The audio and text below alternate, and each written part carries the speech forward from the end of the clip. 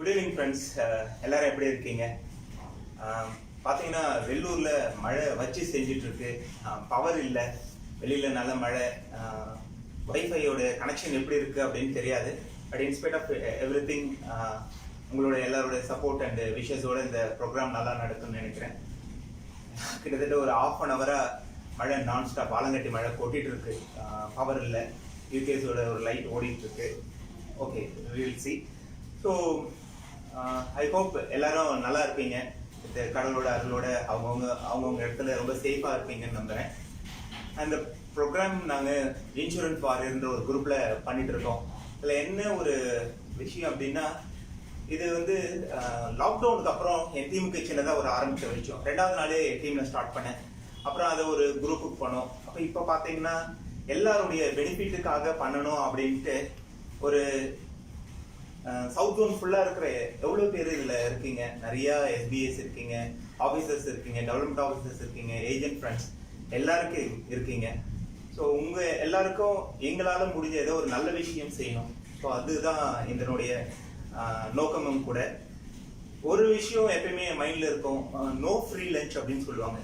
என்ன அப்படின்னா, எந்த விஷயமும் சும்மா கொடுத்தா அதுக்கு ஒரு மரியாதை இருக்காது. கரெக்ட். ஸோ அதனால நான் என்ன உங்ககிட்ட இருந்து எதிர்பார்க்குறேன்னா, இந்த லாக்டவுன் பீரியட்ல நிறைய ட்ரைனிங்ஸ் நடக்குது. வேற வேற ஃபோரம்ல ஜூம் பத்தி நமக்கு தெரிஞ்சுக்க, ஜூம் நம்ம பண்றோம், யூடியூப் லைவ் போயிட்டு இருக்கு. எல்லாம் கேட்டுட்டு ஆஃப்டர் த லாக்டவுன் நீங்க உங்களுடைய பெர்ஃபார்மன்ஸ் மூலியமா உங்களுடைய ப்ரொஃபஷன்ல ஒரு டாப் பொசிஷன்ல வர்றதும், உங்களுடைய ஃபேமிலியோட கமிட்மெண்ட் இன்கம் இல்லை அதை நீங்க ஜென்ரேட் பண்ணி ஒரு இண்டிபெண்டா ஆயிடணும், ஃபினான்ஷியல் இண்டிபெண்டன்ட் ஆகணும். இதுதான் நீங்க எங்களுக்கு கொடுக்குற மிகப்பெரிய பேவா இருக்கும். அதாவது திரும்ப கொடுக்குற ஒரு நல்ல விஷயமா இருக்கும். இந்த நேரத்துல நான் கொஞ்சம் பேருக்கு தேங்க்ஸ் சொல்லிக்கணும். கண்டிப்பா அது இல்லை அப்படின்னா, அந்த கிராட்டிடியூட் இல்லைன்னா எந்த ஒரு விஷயமும் ஃபுல்ஃபில் ஆகாது. முக்கியமா மிஸ்டர் பரசுராமன், என்னோட பேட்ச்மென், டெவலப்மெண்ட் ஆஃபீஸர் ஃப்ரம் வாணியம்பாடி, எல்லா விஷயத்துக்கும் கூட இருந்து நல்லது கெட்டது எதா இருந்தாலும் சொல்லி சப்போர்ட் பண்ணிட்டு இருக்காரு. இந்த குரூப்போட ஒரு அட்மினாவும் இருக்கிறாரு. அப்புறம் என்னுடைய தம்பி தமிழ், அவர் இல்லைன்னா இந்த ஃபோரம் இவ்வளோ பர்ஃபெக்டாக என்னால் நடத்த முடியாது. அவரும் அங்கேருந்து ஒரு அண்ணான்ற ஒரு வார்த்தை வந்து உண்மையுமே ஆத்மமா சொல்லுவார். ஸோ அவருக்கு முக்கியமான நன்றி. போக என்னுடைய வெள்ளூர் இன்சூரன்ஸ் அகாடமி வயா மென்டாஸ் எல்லாருக்கும் ஒரு தேங்க்ஸ். இதெல்லாம் போக முக்கியமாக என்னோட டீம் மெம்பர்ஸ், அவங்களோட சப்போர்ட், அவங்களோட என்கரேஜ்மெண்ட் ரொம்ப. இது எல்லாத்தையும் போக பார்த்துட்டு இருக்கிற நீங்க உங்களுடைய லைஃப்ல ஏதோ ஒரு இந்த ஃபோரம் ஒரு சின்ன சேஞ்சஸை கொண்டு வரும்ன்ற நம்பிக்கை போக. முக்கியமான ஒரு விஷயம் நான் சொல்றேன், இது நமக்கான ஃபோரம், நம்மளே கிரியேட் பண்ணிக்கிட்டது தான். இதுல யாரும் தலைவர் அப்படி யாரும் தொண்டர் இல்லை. ஸோ உங்களுதுல யாருனாச்சும் ஒரு சில ஏரியாவில் ஸ்பெஷலைஸ்டா இருந்தா, development officer, SPS or agent யாருன்னா இருந்தீங்கன்னா, நீங்களும் எங்களை மாதிரி ஒரு மணி நேரம் நம்ம கம்யூனிட்டிக்காக திரும்ப ஏதோ ஒரு விஷயம் செய்யலாம். தயவுசெய்து எங்களுடைய அந்த அட்மினோட கான்டாக்ட் நம்பர்ல போடுங்க. திரும்ப நீங்களும் இந்த நம்மளுடைய ஃபெட்டர்னிட்டிக்காக ஏதோ ஒரு விஷயத்த திரும்ப தரணும். ஸோ இது என்னுடைய ரொம்ப சின்சியர் அண்ட் என்ன சொல்றது, ஒரு பாட்டம் ஆஃப் த ஹார்ட்ல இருந்து ஒரு சின்ன ரெக்வஸ்டா வச்சுக்கிறேன்.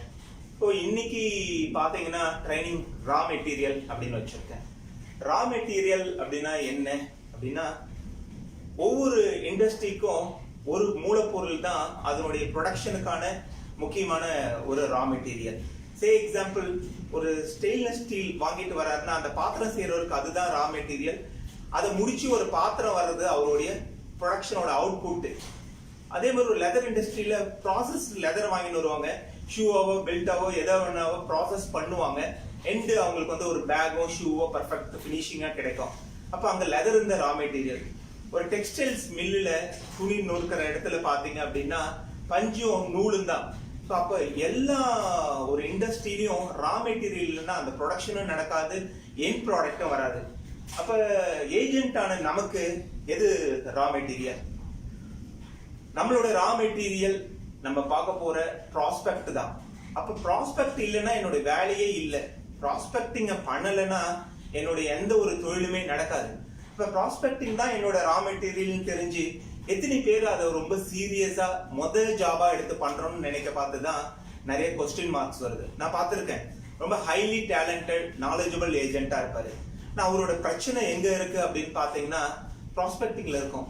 அவரு யாருன்னு எதிர்க்க உட்கார வச்சா சேல் முடிச்சு செக்க வாங்கிடுவாரு. பட் யாரை பாக்குறதுன்னு தெரியாம தவிச்சிட்டு இருப்பாரு. இங்க இருந்து அங்க போறாங்க, ஒரு நாள் ஃபுல்லா சுத்துவாரு. பட் அவரால் ஒரு பினிஷிங் பண்ண முடியாம வந்துடும். Problem again it's raw material. அப்ப ப்ராஸ்பெக்டிங் மட்டும்தான் நம்மளுடைய ஒரு முக்கியமான வேலை. அதனாலதான் நான் இந்த டைட்டிலே ரா மெட்டீரியல் போட்டேன். நீங்க இன்னொரு விதமா கூட எடுத்துக்கலாம். எனக்கு என்ன மாதிரி ப்ராடக்ட் அவுட்புட் வேணும்னு நீங்க நினைக்கிறீங்களோ அதை ரா மெட்டீரியலா கொண்டு வரலாம். எக்ஸாம்பிள், நான் வந்து ஒரு கார் கம்பெனில ஒரு பெஸ்ட் பினிஷிங் கார் வேணும் அப்படின்னு நினைக்கிறேன். அப்ப இன்ஜினியரிங் மெட்டீரியல்ஸ் எல்லாம் பெரும்பாலும் எங்க இந்த ரா மெட்டீரியல் கொண்டு ஜெர்மன் டெக்னாலஜிஸ்ல எடுத்துட்டு வருவாங்க. அப்ப அந்த கார் வந்து பாத்தீங்கன்னா பியூட்டிஃபுல் பினிஷிங்கான ஒரு காரா வரும். அப்ப உங்களுடைய ப்ரொஃபஷன்ல நீங்க என்ன மாதிரி அவுட்புட் வேணும்? சே எக்ஸாம்பிள், நீங்க எம்டிஆர்டி, டிஓடி, சிஓடி அச்சீவ் பண்ணா என்ன மாதிரி ரா மெட்டீரியல் ப்ராஸ்பெக்ட் உள்ள கொண்டு ஹெச்என்ஐயா, அல்ட்ரா ஹெச்என்ஐயா, ஹை இன்கம் குரூப்பா, இவங்க யார் எனக்கு வேணும்ன்றதையும் உங்க அவுட்புட் என்ன வேணும்ன்றத உங்க ரா மெட்டீரியல் டிசைன். ஸோ அப்ப இது இல்லாம நம்மளுடைய தொழிலே இல்லை. அதனாலதான் சொல்லுவாங்க all successful agent all over the world எப்படி அதே இடத்துல இருக்காங்க அப்படின்னா அவங்களுடைய ப்ராஸ்பெக்ட் மட்டும்தான். இது இல்லை அப்படின்னா நம்மளோட தொழில் ரொம்ப என்ன சொல்றது, ஒரு எஃபெக்டிவ்னஸ் இல்லாம போயிடும்.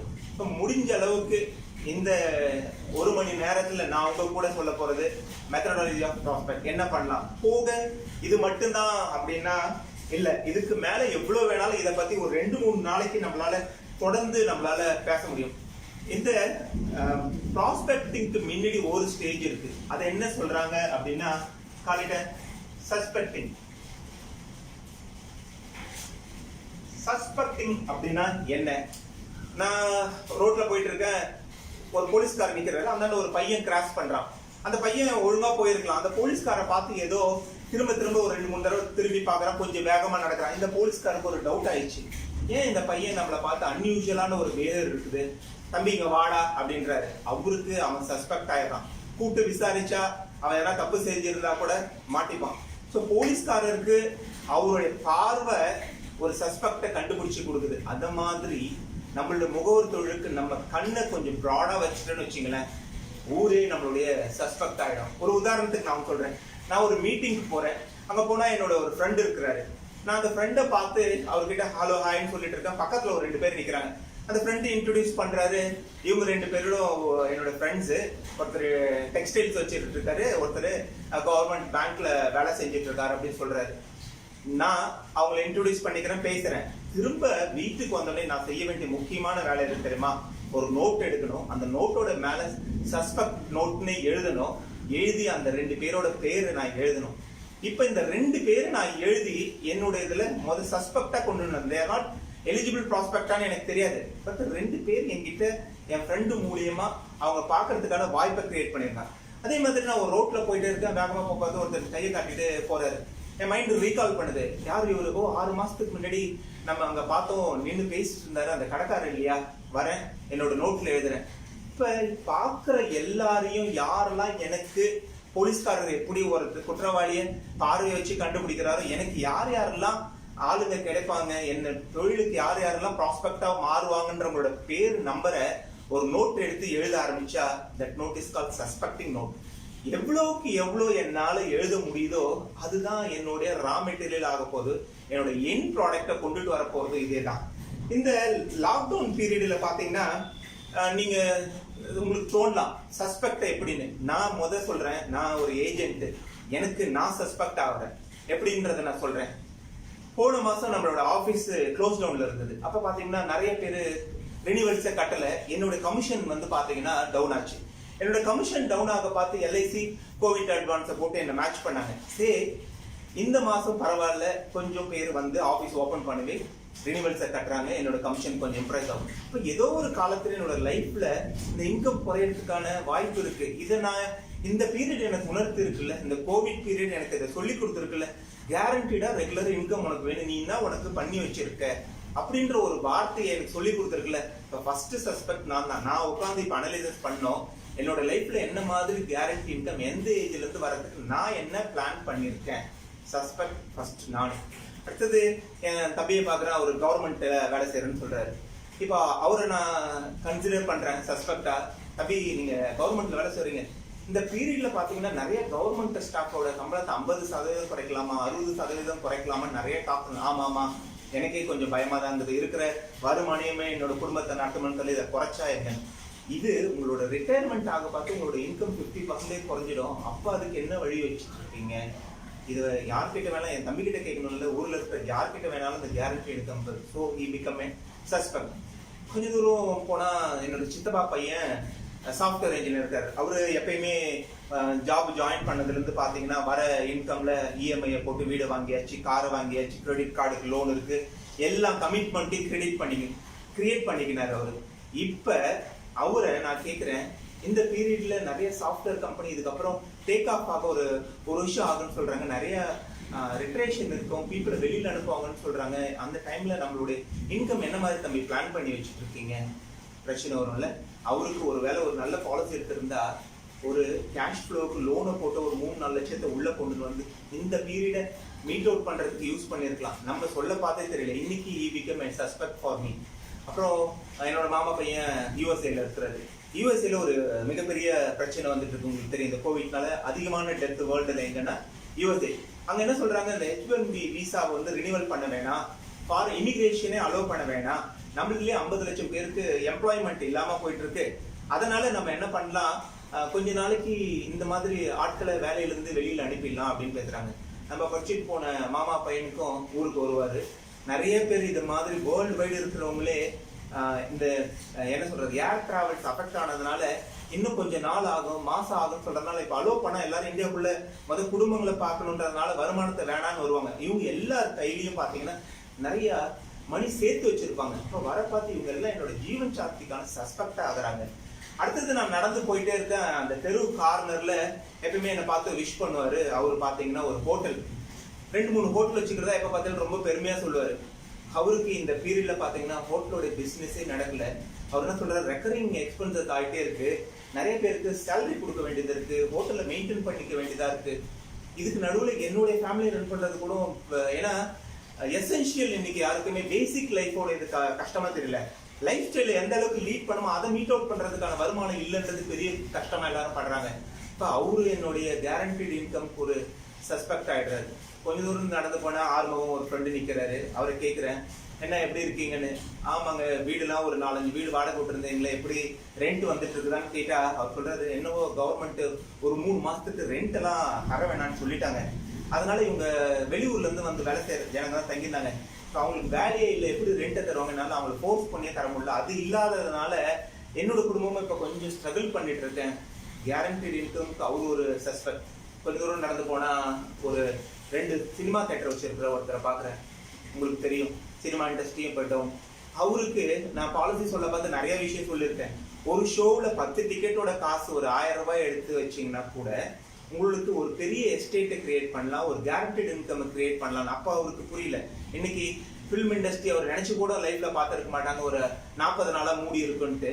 இப்ப அவருடைய ரெகுலர் இன்கம் கஷ்டம். அவர் he become a suspect for me. ஒரு பெரிய ஷாப்பிங் காம்ப்ளெக்ஸ் வச்சிருக்காரு. அவரை போய் விஷ் பண்றேன். அவர் சொல்றாரு, என்னங்க கவர்மெண்ட் இது மாதிரி பெரிய பெரிய கம்பெனி எல்லாம் கூட, கடைகள்லாம் கூட ரெண்டல் தர முடியல, ஒரு 3 மாசம் டிஃபர் பண்ணிக்கலாம்னு. ரிலையன்ஸ் கூட ஒரு 3 மாசத்துக்கு ரெண்டை தரமான்னு டெசிஷன் எடுத்திருக்காங்க. இப்ப நான் கட்டி விட்டு இருந்த கடைகள்ல இருந்து வருமானம் நின்று போயிடுச்சு. அப்ப நான் என்ன பண்றது? Is a suspect for me. நீங்க இது மாதிரி இப்போ இந்த சிச்சுவேஷன் எடுத்து யோசிக்க ஆரம்பிச்சீங்கன்னா, என்னையில இருந்து ஆரம்பிச்சு என்னை சுத்தி இருக்கிற எல்லாருமே ஒரு கேரண்டி எடுக்க பிளான் பண்ணாத ஆளுங்க. Everybody is a suspect for me. இதுக்கு மேல எனக்கு என்ன வேணும் இல்லையா? சோ அப்ப அந்தக்கான பிளான். சரி, இது போக இன்னும் ஒரு முக்கியமான ஒரு விஷயம் இருக்குது. டெத்தை பத்தி நான் பேச பார்த்து சொன்னேன். அமெரிக்கா தான் highest death in the world இல்லையா? எத்தனை பேரோட குடும்பங்கள் அந்த வருமானத்தை இழந்திருக்கும். ஒரு டெத் நடக்க பார்த்து உங்களுக்கு என்ன நடக்குதுன்னு தெரியும். ஒரு டெத் நடந்தா ஒய்ஃப் ஹஸ்பண்ட் இழக்கிறாங்க, ஒரு சைல்டு ஃபாதர் இழக்கிறாங்க, போக ஒரு குடும்பம் இன்கம் இழக்கிறாங்க. இது 3ம் தவிர்க்க முடியாததான் நடக்குது. இந்த 3ல இந்த 2 நம்மளால ரீப்ளேஸே பண்ண முடியாது. ஆனா இந்த இன்கம் ரீப்ளேஸ் பண்ண முடியல. இதுக்கு ஒரே ஒரு ப்ராடக்ட் தான் இருக்குது, லைஃப் இன்சூரன்ஸ். அதை எடுத்திருந்தா இன்னைக்கு இந்த 2ம் என்னால தவிர்க்க முடியாது. ஆனா இந்த ஒரு விஷயத்தை என்னால தவிர்த்து இருக்கலாம்ல. இன்னைக்கு எத்தனை பேர் இறந்திருக்காங்கன்னு தெரியாது. இந்தியாவில் கூட 800 டெத் கிராஸ் ஆயிருக்கு. எத்தனை பேர் பிரெட் வின்னரா இருந்திருப்பாங்க, sole income generator for the ஃபேமிலியா இருந்திருப்பாங்க. எத்தனை பேரும் நம்மளை சுத்தி இருக்காங்க. இவங்க எல்லாம் என்னுடைய சஸ்பெக்ட ப்ராஸ்பெக்டா குவாலிஃபை பண்ணி எடுத்துட்டு வந்து நான் ஒர்க் பண்ண ஆரம்பிச்சா இட்ஸ் எண்ட்லெஸ் ப்ராசஸ். ஆனா என் ப்ராப்ளம் என்னன்னா, என்னோட பார்வை சரியில்லை. நான் 2 பேரை யோசிக்கிறேன். 4 நாள் 1 மாசத்துக்கு அப்புறம் என் ஏஜென்ட் கேட்டா பதில், சார் அவர் 2 பேர்ல ஒருத்தர் அப்புறமா போடுறேன்னு சொன்னாரு. 6 மாசத்துக்கு அப்புறம் பார்த்தா, சார் அந்த 2 பேர் கொஞ்சம் தள்ளி. இவங்க அந்த 2 பேரே ஒரு ஹோல் இயர் ஃபோக்கஸ். நீங்க 10 பேர் எடுத்துங்க, 100 பேர் எடுத்துங்க, உங்க ஃபோக்கஸ் அவ்வளவுதான். இந்தியாவோட பாப்புலேஷன் 140 crores பாப்புலேஷன்ல 40-45 கோடி மக்கள் தான் இன்சூரன்ஸ் போட்டிருக்காங்க. மீதி நீங்க 100 crores வச்சுட்டீங்கன்னா கூட அன்இன்சூரபிள் ஓல்டேஜ்லாம் ஒரு 30 கோடி எடுத்தா கூட ஒரு 70 கோடி மக்கள் என்னுடைய பெரிய ப்ராஸ்பெக்ட். உங்களுக்கு இதை சொல்ல பார்த்து ஒரு உண்மையான இன்சிடென்ட் சொல்லணும். நான் கொஞ்ச நாளைக்கு முன்னாடி ஒரு ட்ரைனிங் அட்டன் பார்த்து ஃபாரின்ல இருந்து ஒரு ட்ரைனர் வந்திருந்தாரு. அவர் இறங்கி வந்து என்கிட்ட சொன்னாரு, எவ்வளவு பெரிய வாய்ப்பு இது அப்படின்னாரு. என்ன சார்ன்னு, நான் கண்ணை மூடின்னு ஏர்போர்ட் வெளியில வந்து தட்டா ஒரு 10-20 பேர் தொடுவோம் போல இருக்கு. என் கண்ட்ரில கண்ணு மூடி தொட்டா ஒரு ஆள் கூட வர மாட்டான். இவ்வளோ பாப்புலேஷன் இருக்கிற இந்த கண்ட்ரி தானே லைஃப் இன்சூரன்ஸ் விற்கிறதுக்கு மிகப்பெரியான ஒரு வாய்ப்பு. அதை ஏன் இங்க இருக்கிறவங்க அவ்வளோ சரியா பயன்படுத்தல அப்படின்னு கேட்டாரு. சுருக்குன்னு குத்துன மாதிரி இருந்தது. கரெக்ட், இவ்வளோ பெரிய பாப்புலேஷன் தானே. இதை சொல்ல பார்த்து ஒரு சின்ன கதை சொன்ன, உங்களுக்கு எல்லாருக்கும் தெரிஞ்ச ஸ்டோரி தான், பட் நான் சொல்றேன். ஒரு கண்ட்ரி, அந்த கண்ட்ரில ஒரு ஷூ மேனுஃபேக்சரிங் கம்பெனி ஒரு ரெப்ரஸன்டேட்டிவ் அனுப்புது, நீ போய் அந்த கண்ட்ரில நம்மளோட ஷூவை ப்ரொமோட் பண்ண, செருப்பை ப்ரொமோட் பண்ண போய் வா அப்படின்ட்டு போறாரு. அங்க வந்து இந்த கம்பெனிக்கு ஃபோன் பண்றாரு, சார் இங்க ஒருத்தம் கூட ஷூ செருப்பே போறது இல்ல, நம்மளால இங்க விற்கவே முடியாதுன்னு அவர் சொல்லிட்டு வந்துடுறாரு. அடுத்தது இந்த கம்பெனி யோசிச்சு பார்க்குது, என்ன இந்த போய் வந்து ஒரு சரிதான சொல்றது, இன்னொரு ரெப்ரஸன்டேட்டிவ் அந்த கண்ட்ரிக்கு அனுப்புறாங்க. போன உடனே அவர் ஃபோன் பண்றாரு, சார் ஷூ செருப்பு ஒருத்தம் கூட விற்கிறதுக்கு இந்த கண்ட்ரி மாதிரி உலகத்துல வேற ஒரு இடமே இல்லை, தயவுசெய்து எல்லாத்தையும் அனுப்புங்க, நம்ம இங்க ஒரு ஷாப்பை போட்டலான்றாரு. பாக்குற பார்வைகள் தான் ரொம்ப முக்கியம். எல்லா இடத்துலயும் பாசிபிலிட்டிஸ் தான். நான் அந்த பாசிபிலிட்டிஸை எப்படி எடுத்துக்கிறேன்றது தான் என்னோட மனோபாவம். நான் சொல்ற அந்த 60-70 கோடி மக்கள் என்னை சுத்தி இருக்காங்க. எல்லாரையும் நான் இப்ப சொன்னல, எண்ணில் ஆரம்பிச்சு எண்ட்லெஸ் சஸ்பெக்ட் இருக்காங்க. அவங்கள எல்லாம் ஒரு நோட்டை போட்டு ரெஜிஸ்டர் பண்ணி அது உள்ள எடுத்துட்டு வந்து, அப்புறமா நீங்க அவங்களுக்கு எத்தனை பேர் ப்ராஸ்பெக்டிங்க்கு வருவாங்க, அப்புறம் சேல்ஸ் ப்ராசஸ்க்குள்ள எவ்வளவு பேர் போவாங்க, எனக்கு என்ன மாதிரி அவுட்புட் வேணும் எல்லாம் டிசைட் பண்ணலாம். But everything start from suspecting to prospecting. That's a raw material. அது இல்ல அப்படின்னா என்னோட தொழில்ல எந்த ஒரு விஷயத்தையும் என்னால முன்னேற முடியாது. நான் எங்க நிக்கிறேனோ அதே இடத்துல தான் நான் நிற்பேன். சரி, இத பண்றதுனால எனக்கு இந்த நோட்டை போட்டு எழுதுனால எதனா லாபம் இருக்குதுன்னு தெரிஞ்சா நீங்க நிறைய பேர் எழுதுவீங்க. இதுக்கு நான் உங்களுக்கு ஒரு விஷயம் சொல்றேன், இது உங்களுக்கு கரெக்டா இருக்குன்னு தோணுது. உங்களுக்கு இந்த கிருஷ்ண ஜெயந்தி எல்லாம் முடிஞ்சோடனே மும்பைல பார்த்திருப்பீங்க, உரியடி திருவிழா நடக்கும். அந்த உரியடி திருவிழா ஒரு இடத்துல உரியில ஒரு பெரிய பானை கட்டுறவங்க, அது ஃபுல்லா நிறைய கேஷ் அதெல்லாம் வச்சிருப்பாங்க. ஹியூமன் பிரமிட் ஃபார்ம் பண்ணுவாங்க இல்லையா, மக்கள் நிப்பாங்க, அது மேல ஒரு மக்கள் நிப்பாங்க, அதுக்கு மேல நிப்பாங்க, அதுக்கு மேல ஒருத்தர் நின்று அடிப்பாரு. கரெக்ட். சோ இந்த மாதிரி அந்த உரி அடிப்பாங்க. இப்ப இந்த பிரைஸ வாங்குறாருல, இது யாருக்கு சேர்ந்தது? அடிச்ச இவருக்கா, இல்ல இங்க நின்னவங்களுக்கா, இங்க நின்னவங்களுக்கா, இங்க நின்னவங்களுக்கா, யாருக்கு? எல்லாருக்கும் சேர்ந்ததுதான் அந்த பிரைஸ். கரெக்ட் தானே? அப்படிதான் நம்ம டிவைட் பண்ணுவோம். இவரும் அதுக்கு கான்ட்ரிபியூட் பண்ணிருக்காரு, இவரும் கான்ட்ரிபியூட் பண்ணிருக்காரு, இவரும் கான்ட்ரிபியூட் எல்லாம். அப்ப இந்த பிரைஸ வாங்கணும்னு எல்லாரும் என்ன பண்ணுவாங்க, ஈக்குவலா ஷேர் பண்ணிப்பாங்க. அதானே ரீசனபிள். நம்மளுடைய தொழில்ல என்ன நடக்குது அப்படின்னா, நான் ஒரு வேலை இந்த மாசம் என்னுடைய கமிஷனா நான் வந்து ஒரு 1,20,000 ஏர்ன் பண்றதா வச்சுக்கேன். 1,20,000 கமிஷன் நான் இந்த மாசம் ஏர்ன் பண்ணதா வச்சுக்கேன். நான் என்ன பண்ணேன், இது ஒரு 4 பாலிசி சேல்ல இருந்து க்ளோஸ் பண்ணேன். எத்தனை? 4 பாலிசிய க்ளோஸ் பண்ணேன். இந்த 4 பாலிசி க்ளோஸ் பண்றதுக்கு நான் 10 பேரை அப்ரோச் பண்ணேன். இந்த 10 பேரை அப்ரோச் பண்றதுக்கு நான் 50 பேரோட நேம் லிஸ்ட் எடுத்து கால் பண்ணேன்.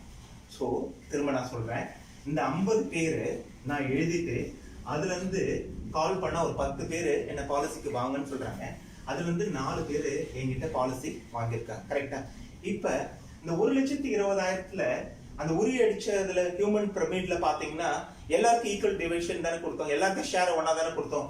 அந்த மாதிரி நான் இங்க 40,000 தரணும், இங்க 40,000 தரணும், இங்க 40. அதானே கரெக்ட் ஃபேரான மெத்தடு.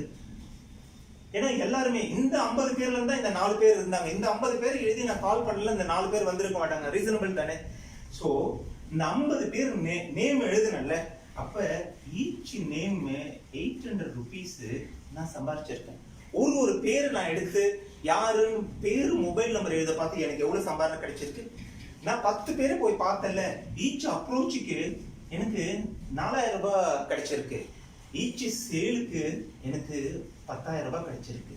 அப்ப சஸ்பெக்ட்னு ஒரு நோட்டை போட்டு ஒரு பேர் எழுதுனா எவ்வளவு உங்களுக்கு வருமானம்? 800 rupees. உங்களோட கமிஷன் 2,40,000 ஒரு பேருக்கு இங்க 1,600 ரூபாய். இதுக்கு மேல ஒரு பேர் எழுதுறதுல அவ்வளவு என்னங்க உங்களுக்கு கஷ்டம்? பாக்குறதுல சஸ்பெக்டிங்க ஒரு நோட்டை போட்டு ஒரு பிராக்டிஸை தான் இதை கொண்டு வந்தீங்கன்னா உங்களோட லைஃபே மாறும்ட்டு உங்க டெவலப்மெண்ட் ஆஃபீஸர், உங்களுக்கு தெரிஞ்ச எவ்வளவு ட்ரைனர் இதைதான் சொல்லி கொடுத்துருப்பாங்க. ஆனா என்னோட மைண்ட் அதுக்குள்ள எப்பயுமே போறது இல்லை.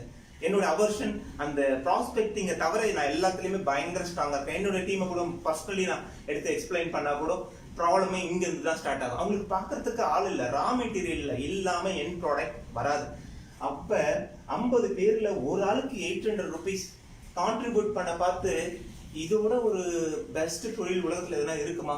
ஆனா நம்ம எல்லாம் என்ன பண்றோம், இந்த பிராக்டிசஸே கண்டிப்பா விட்டுட்டு இருக்கோம். ஸோ இப்ப நான் ஓகே, இப்ப என்ன பிளேம் கேம் அப்படின்னு நான் சொல்ல வரல.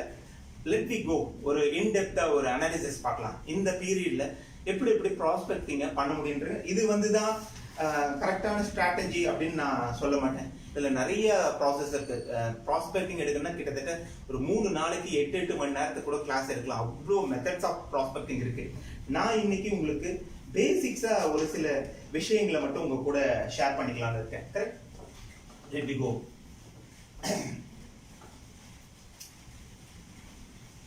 இப்ப ப்ராஸ்பெக்டிங் அப்படின்னா 2 விஷயத்துல நடக்குது. நீங்க ஏஜென்சி எடுத்த உடனே 2 வகையான மார்க்கெட் நம்ம கிட்ட இருக்கு. ஒன்னு இட்ஸ் கால்ட் நேச்சுரல் மார்க்கெட், இன்னொன்னு அன்நேச்சுரல் மார்க்கெட்.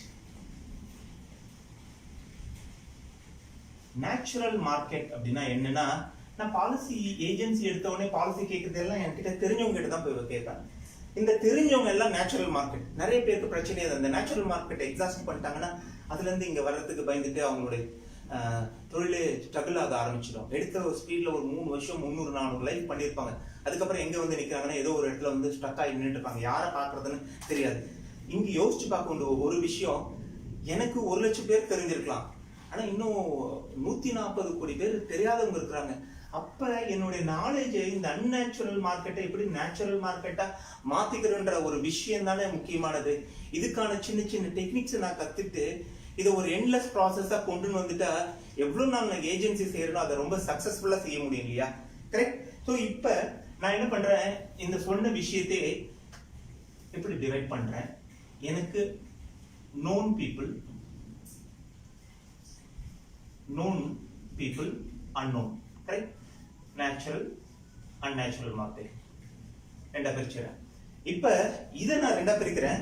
ஒன்னு எக்ஸிஸ்டிங் கஸ்டமர், பாலிசி ஹோல்டர்னு வச்சுக்கலாம், policy holders, not policy holder, இன்னும் அவங்க பாலிசி ஹோல்டர் ஆகாதவங்க 2 பிரிக்கிறேன். எதை? இந்த நோன் சர்க்கிளை நான் 2 பிரிக்கிறேன். ஏன்னா அதுல கொஞ்சம் பேர் நம்ம பாலிசி ஆகணும், கொஞ்சம் பேர் நம்ம பாலிசி. இப்ப என்னுடைய தாட் எங்க இருந்து ஃபர்ஸ்ட் ப்ராஸ்பெக்டிங் மெத்தடாலஜி எங்க இருந்து உங்களுக்கு சொல்லி தர போறேன்னா, பாலிசி ஹோல்டர் இருக்காங்களே, இந்த பீரியட்ல நீங்க எல்லாம் வீட்டுல இருக்கீங்கல்ல, இப்ப என்ன என்னால பெஸ்டா பண்ணி எவ்வளவு மேக்சிமம் அவுட்புட்டை கொண்டுட்டு வர முடியுன்றத இந்த இதை மட்டும் எடுத்துட்டு எக்ஸ்பிளைன் பண்றேன். நான் ஒவ்வொன்றுக்கும் மீறி பின்னாடி வரேன். கரெக்ட்? இப்ப நான் என்ன பண்றேன், நோன் பாலிசி ஹோல்டர் இல்லையா, அப்புறம் நோன் சர்க்கிள்ல எக்ஸிஸ்டிங் பாலிசி ஹோல்டர்ஸை நான் முதல்ல கொண்டுட்டு வரேன். கரெக்டா?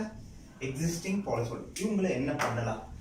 நிறைய இந்த பீரியட்ல நான் பாக்குறேன் நிறைய பேர் இதை பத்தி நிறைய தகவல்கள் சொல்லிட்டே இருக்காங்க. ஆனா எத்தனை பேர் இம்ப்ளிமெண்ட் பண்ணீங்கன்றது எனக்கு தெரியாது. ஓகே, நோன் பாலிசி ஹோல்டர்ல ஃபர்ஸ்ட் ஸ்டெப் என்ன அப்படின்னு பாத்தீங்கன்னா, அப்செல்லிங் சொல்லுவாங்க.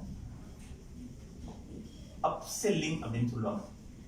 எத்தனை பேர் நோட்டோட பெண்ணோட இருக்கீங்கன்னு தெரியாது, நான் அப்புறமா வீடியோ தான் இருக்க பாத்துக்கலான்னு. பட் எனி ட்ரைனிங் எங்க போனாலும், நேற்று கூட நான் தமிழ் கிட்ட பேசிட்டு இருக்க பார்த்து சொன்னேன், எனி ட்ரைனிங் எவ்வளவு மோசமான ஆள் நடத்தினாலும் சரி, ஒரு பாயிண்ட் என்னோட லைஃபை சேஞ்ச் பண்றதுக்கோ இல்ல புதியதான ஒரு தகவலோ கிடைச்சே தீரும்.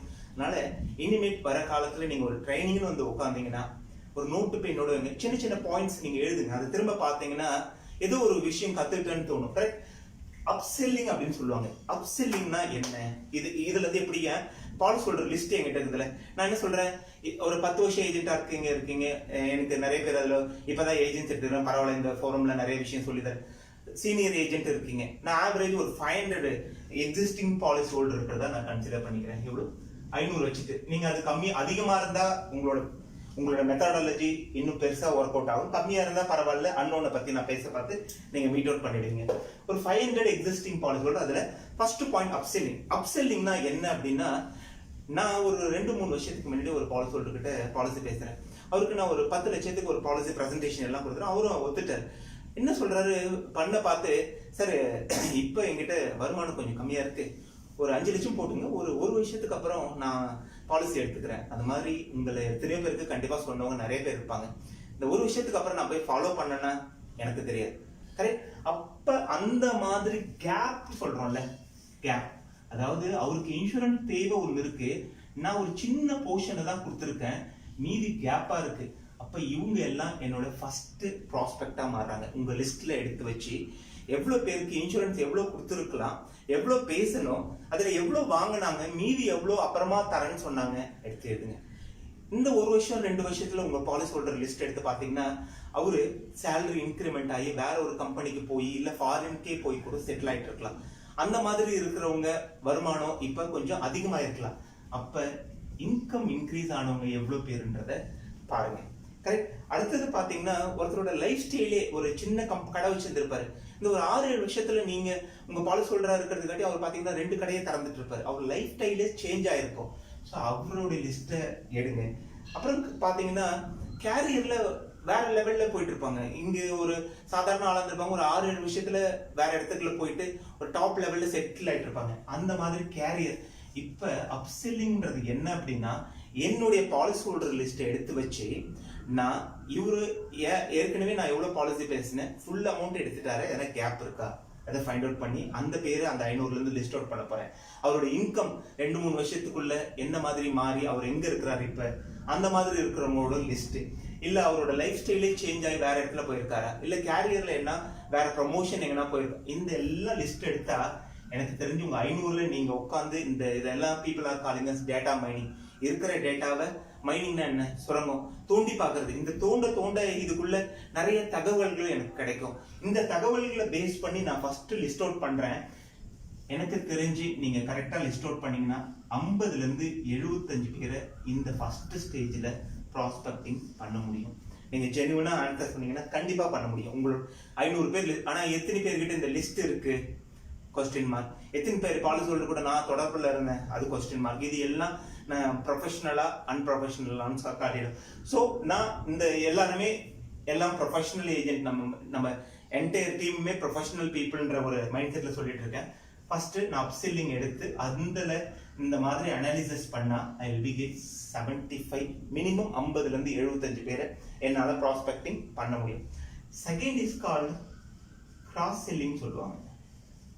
கிராஸ் செல்லிங் அப்படின்னா என்னன்னா, நான் 2 வருஷத்துக்கு முன்னாடி ஒருத்தருக்கு பாலிசி கொடுத்துருக்கேன். பாலிசி கொடுத்தது ஒரு தம்பிக்கு வந்து லாஸ்ட் இயர் கல்யாணம் ஆயிட்டு இருக்கு. Wife also working in summer. இப்ப அவர் இவங்க எனக்கு இன்னொரு பாலிசி கொடுக்கறதுக்கு ஒரு வாய்ப்பு, கிராஸ் செல் பண்றதுக்கு. ஏற்கனவே 2-3 வருஷத்துக்கு முன்னாடி அவங்க ஹஸ்பண்ட் ஒய்ஃப் பாலிசி கொடுத்து இப்போ அவங்களுக்கு குழந்தை பிறந்திருக்கு. They become a cross sell prospect. அவரு பாலிசி ஹோல்டர் அப்பா ரிட்டையர் ஆகி இப்பதான் வந்திருக்காரு, நிறைய கையில கேஷ் வச்சுட்டு இருக்காரு. ஒரு ஜீவன் சாந்தி மாதிரி சிங்கிள் பிரீமியம் வாங்கலாம், பேர பசங்களுக்கு அவரை பாலிசி கேட்கலாம். இட்ஸ் பிகம் ஏ கிராஸ் செல். இவருடைய தம்பி இப்பதான் ஒரு ஜாப் கிடைச்சி எங்கோ ஒரு இடத்துல செட்டில் ஆயிருக்காரு, he become a cross sell. இந்த மாதிரி உங்க பாலிசி ஹோல்டர் லிஸ்ட்ல எவ்வளவு கிராஸ் செல்லிங்கான பாசிபிலிட்டிஸ் இருக்குன்னு அனாலிசிஸ் பண்ணுங்க. உட்காந்து இந்த அனாலிசிஸ் பண்ணீங்க அப்படின்னா again I will tell you, minimum 50 பேர்னாச்சும் உங்களுக்கு கண்டிப்பா கிடைப்பாங்க. It's damn sure. ஆனா ஒன்லி திங், உங்ககிட்ட இந்த மாதிரி விஷயங்கள்லாம் டேட்டாலாம் இருக்கா இல்லையான்றது தெரியாது. ஸோ நான் ஃபர்ஸ்ட்ல 2 விஷயம் சொல்லியிருக்கேன். உங்க பாலிசி ஹோல்டரோட லிஸ்ட்டை வச்சு டேட்டா மைனிங் பண்றதுல அப்செல்லிங், கிராஸ் செல்லிங் 2. ஸோ இது வரைக்கும் என்னுடைய அனுபவத்தின்படி, நான் நிறைய 20 வருஷம் என்னோட சர்வீஸ்ல நிறைய ஏஜென்ட் கூட ஒர்க் பண்ணிருக்கிறது அனுபவப்படி கரெக்டா உட்காந்து அவங்க சிஸ்டமேட்டிக்கா இதை பண்ணாங்கன்னா 2ல இருந்து 125 பேரை ப்ராஸ்பெக்டிங் எடுக்கலாம். இதுல பாலிசி ஹோல்டர்ல இருந்து அடுத்த ஒரு முக்கியமான ஒரு ஆஸ்பெக்ட் என்ன அப்படின்னா, ரெஃபரல்ஸ் அப்படின்னு சொல்லுவாங்க. தேர்டு என்னது? ரெஃபரல்ஸ்.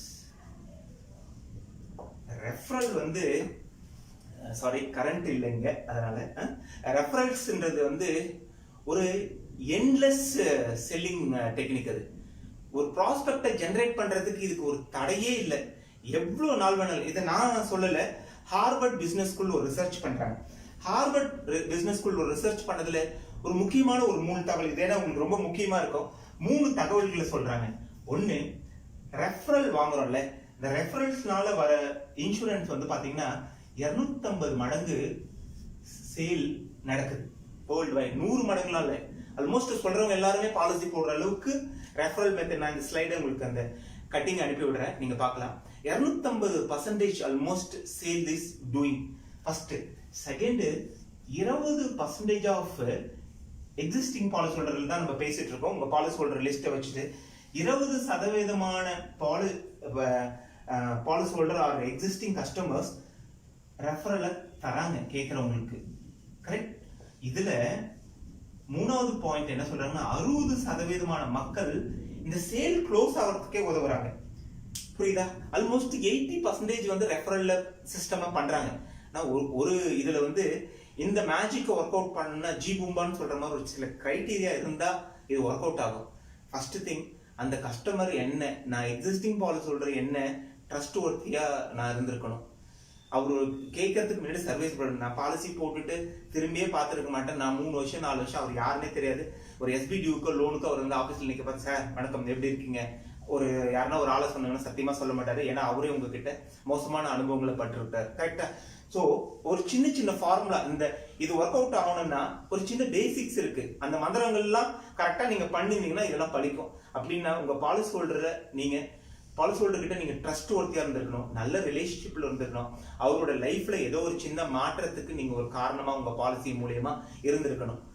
சர்வீஸ் ப்ராப்பரா இது எல்லாம் இருந்தா இந்த மேஜிக் எல்லாம் நடக்கும். இதுல நான் எதுவுமே செய்யல அப்படின்னா அந்த பாலிசி ஹோல்டர் நம்மளே முழுசா அவர் எப்படி உங்களோட ஃப்ரெண்டு, ஐயோ இவர்கிட்ட சொன்னா அவ்வளவுதான் முடிஞ்சே போச்சு அப்படின்னு தான் நினைப்பாங்க. ஸோ நான் திரும்ப முழுசா நம்புறேன், என்னோட எல்லா ஏஜென்ட்டும் இந்த மேஜிக்கை கரெக்டா செஞ்சிட்டு இருக்கவங்க, அதனால இது நடக்கும்னு நம்புறேன். கரெக்ட். ஸோ இப்ப இந்த 250% ஆஃப் சேல்ஸ் நடக்குது, 20% ரெஃபரல் தராங்க. 60% மக்கள் அவங்களே முன் வந்து இந்த உதாரணத்துக்கு நான் ஒரு நல்ல ஏஜென்ட்டா இருந்தா நான் ஒரு ஃப்ரெண்டு கிட்ட போய் ஒரு ரெஃபரன்ஸ் கேட்கிறேன், சார் எதனா ஒரு நல்ல ஒரு ஆளா இருந்தா சொல்லுங்களேன் ஒரு பாலிசிக்காக அப்படின்னு நான் பேசுறத வச்சுங்க. அவர் கரெக்டான ஆளா இருந்தா என்ன பண்ணுவாரு, ஒண்ணு பண்ணுங்க, நாளைக்கு சாயந்தரம் அந்த முருகன் ஒரு 6 மணிக்கு வரணும், நீங்க வந்துருங்க, நான் அவனை இன்ட்ரோடியூஸ் பண்றேன்னு சொல்லுவார். எப்ப நான் அந்த மந்திரங்கள்லாம் சொன்னேன்ல, அதுக்கு எல்லாத்துக்கும் கிரைட்டீரியாவை நான் மீட் அவுட் பண்ணியிருந்தா அவர் சொல்லுவார். கரெக்டா? அப்ப இந்த மாதிரி இன்சிடென்ட் உங்களுக்கு நிறைய நடந்திருக்கலாம். நம்ம கேட்க பார்த்தே அவர் சொல்லுவார், நாளைக்கு வந்துருங்களேன், நான் அவர் நேராக இன்ட்ரடியூஸ் பண்ணேன், நீங்க ஒண்ணு பண்ணுங்களேன், நாளைக்கு அங்க போயிட்டு போன் அடிங்களேன்.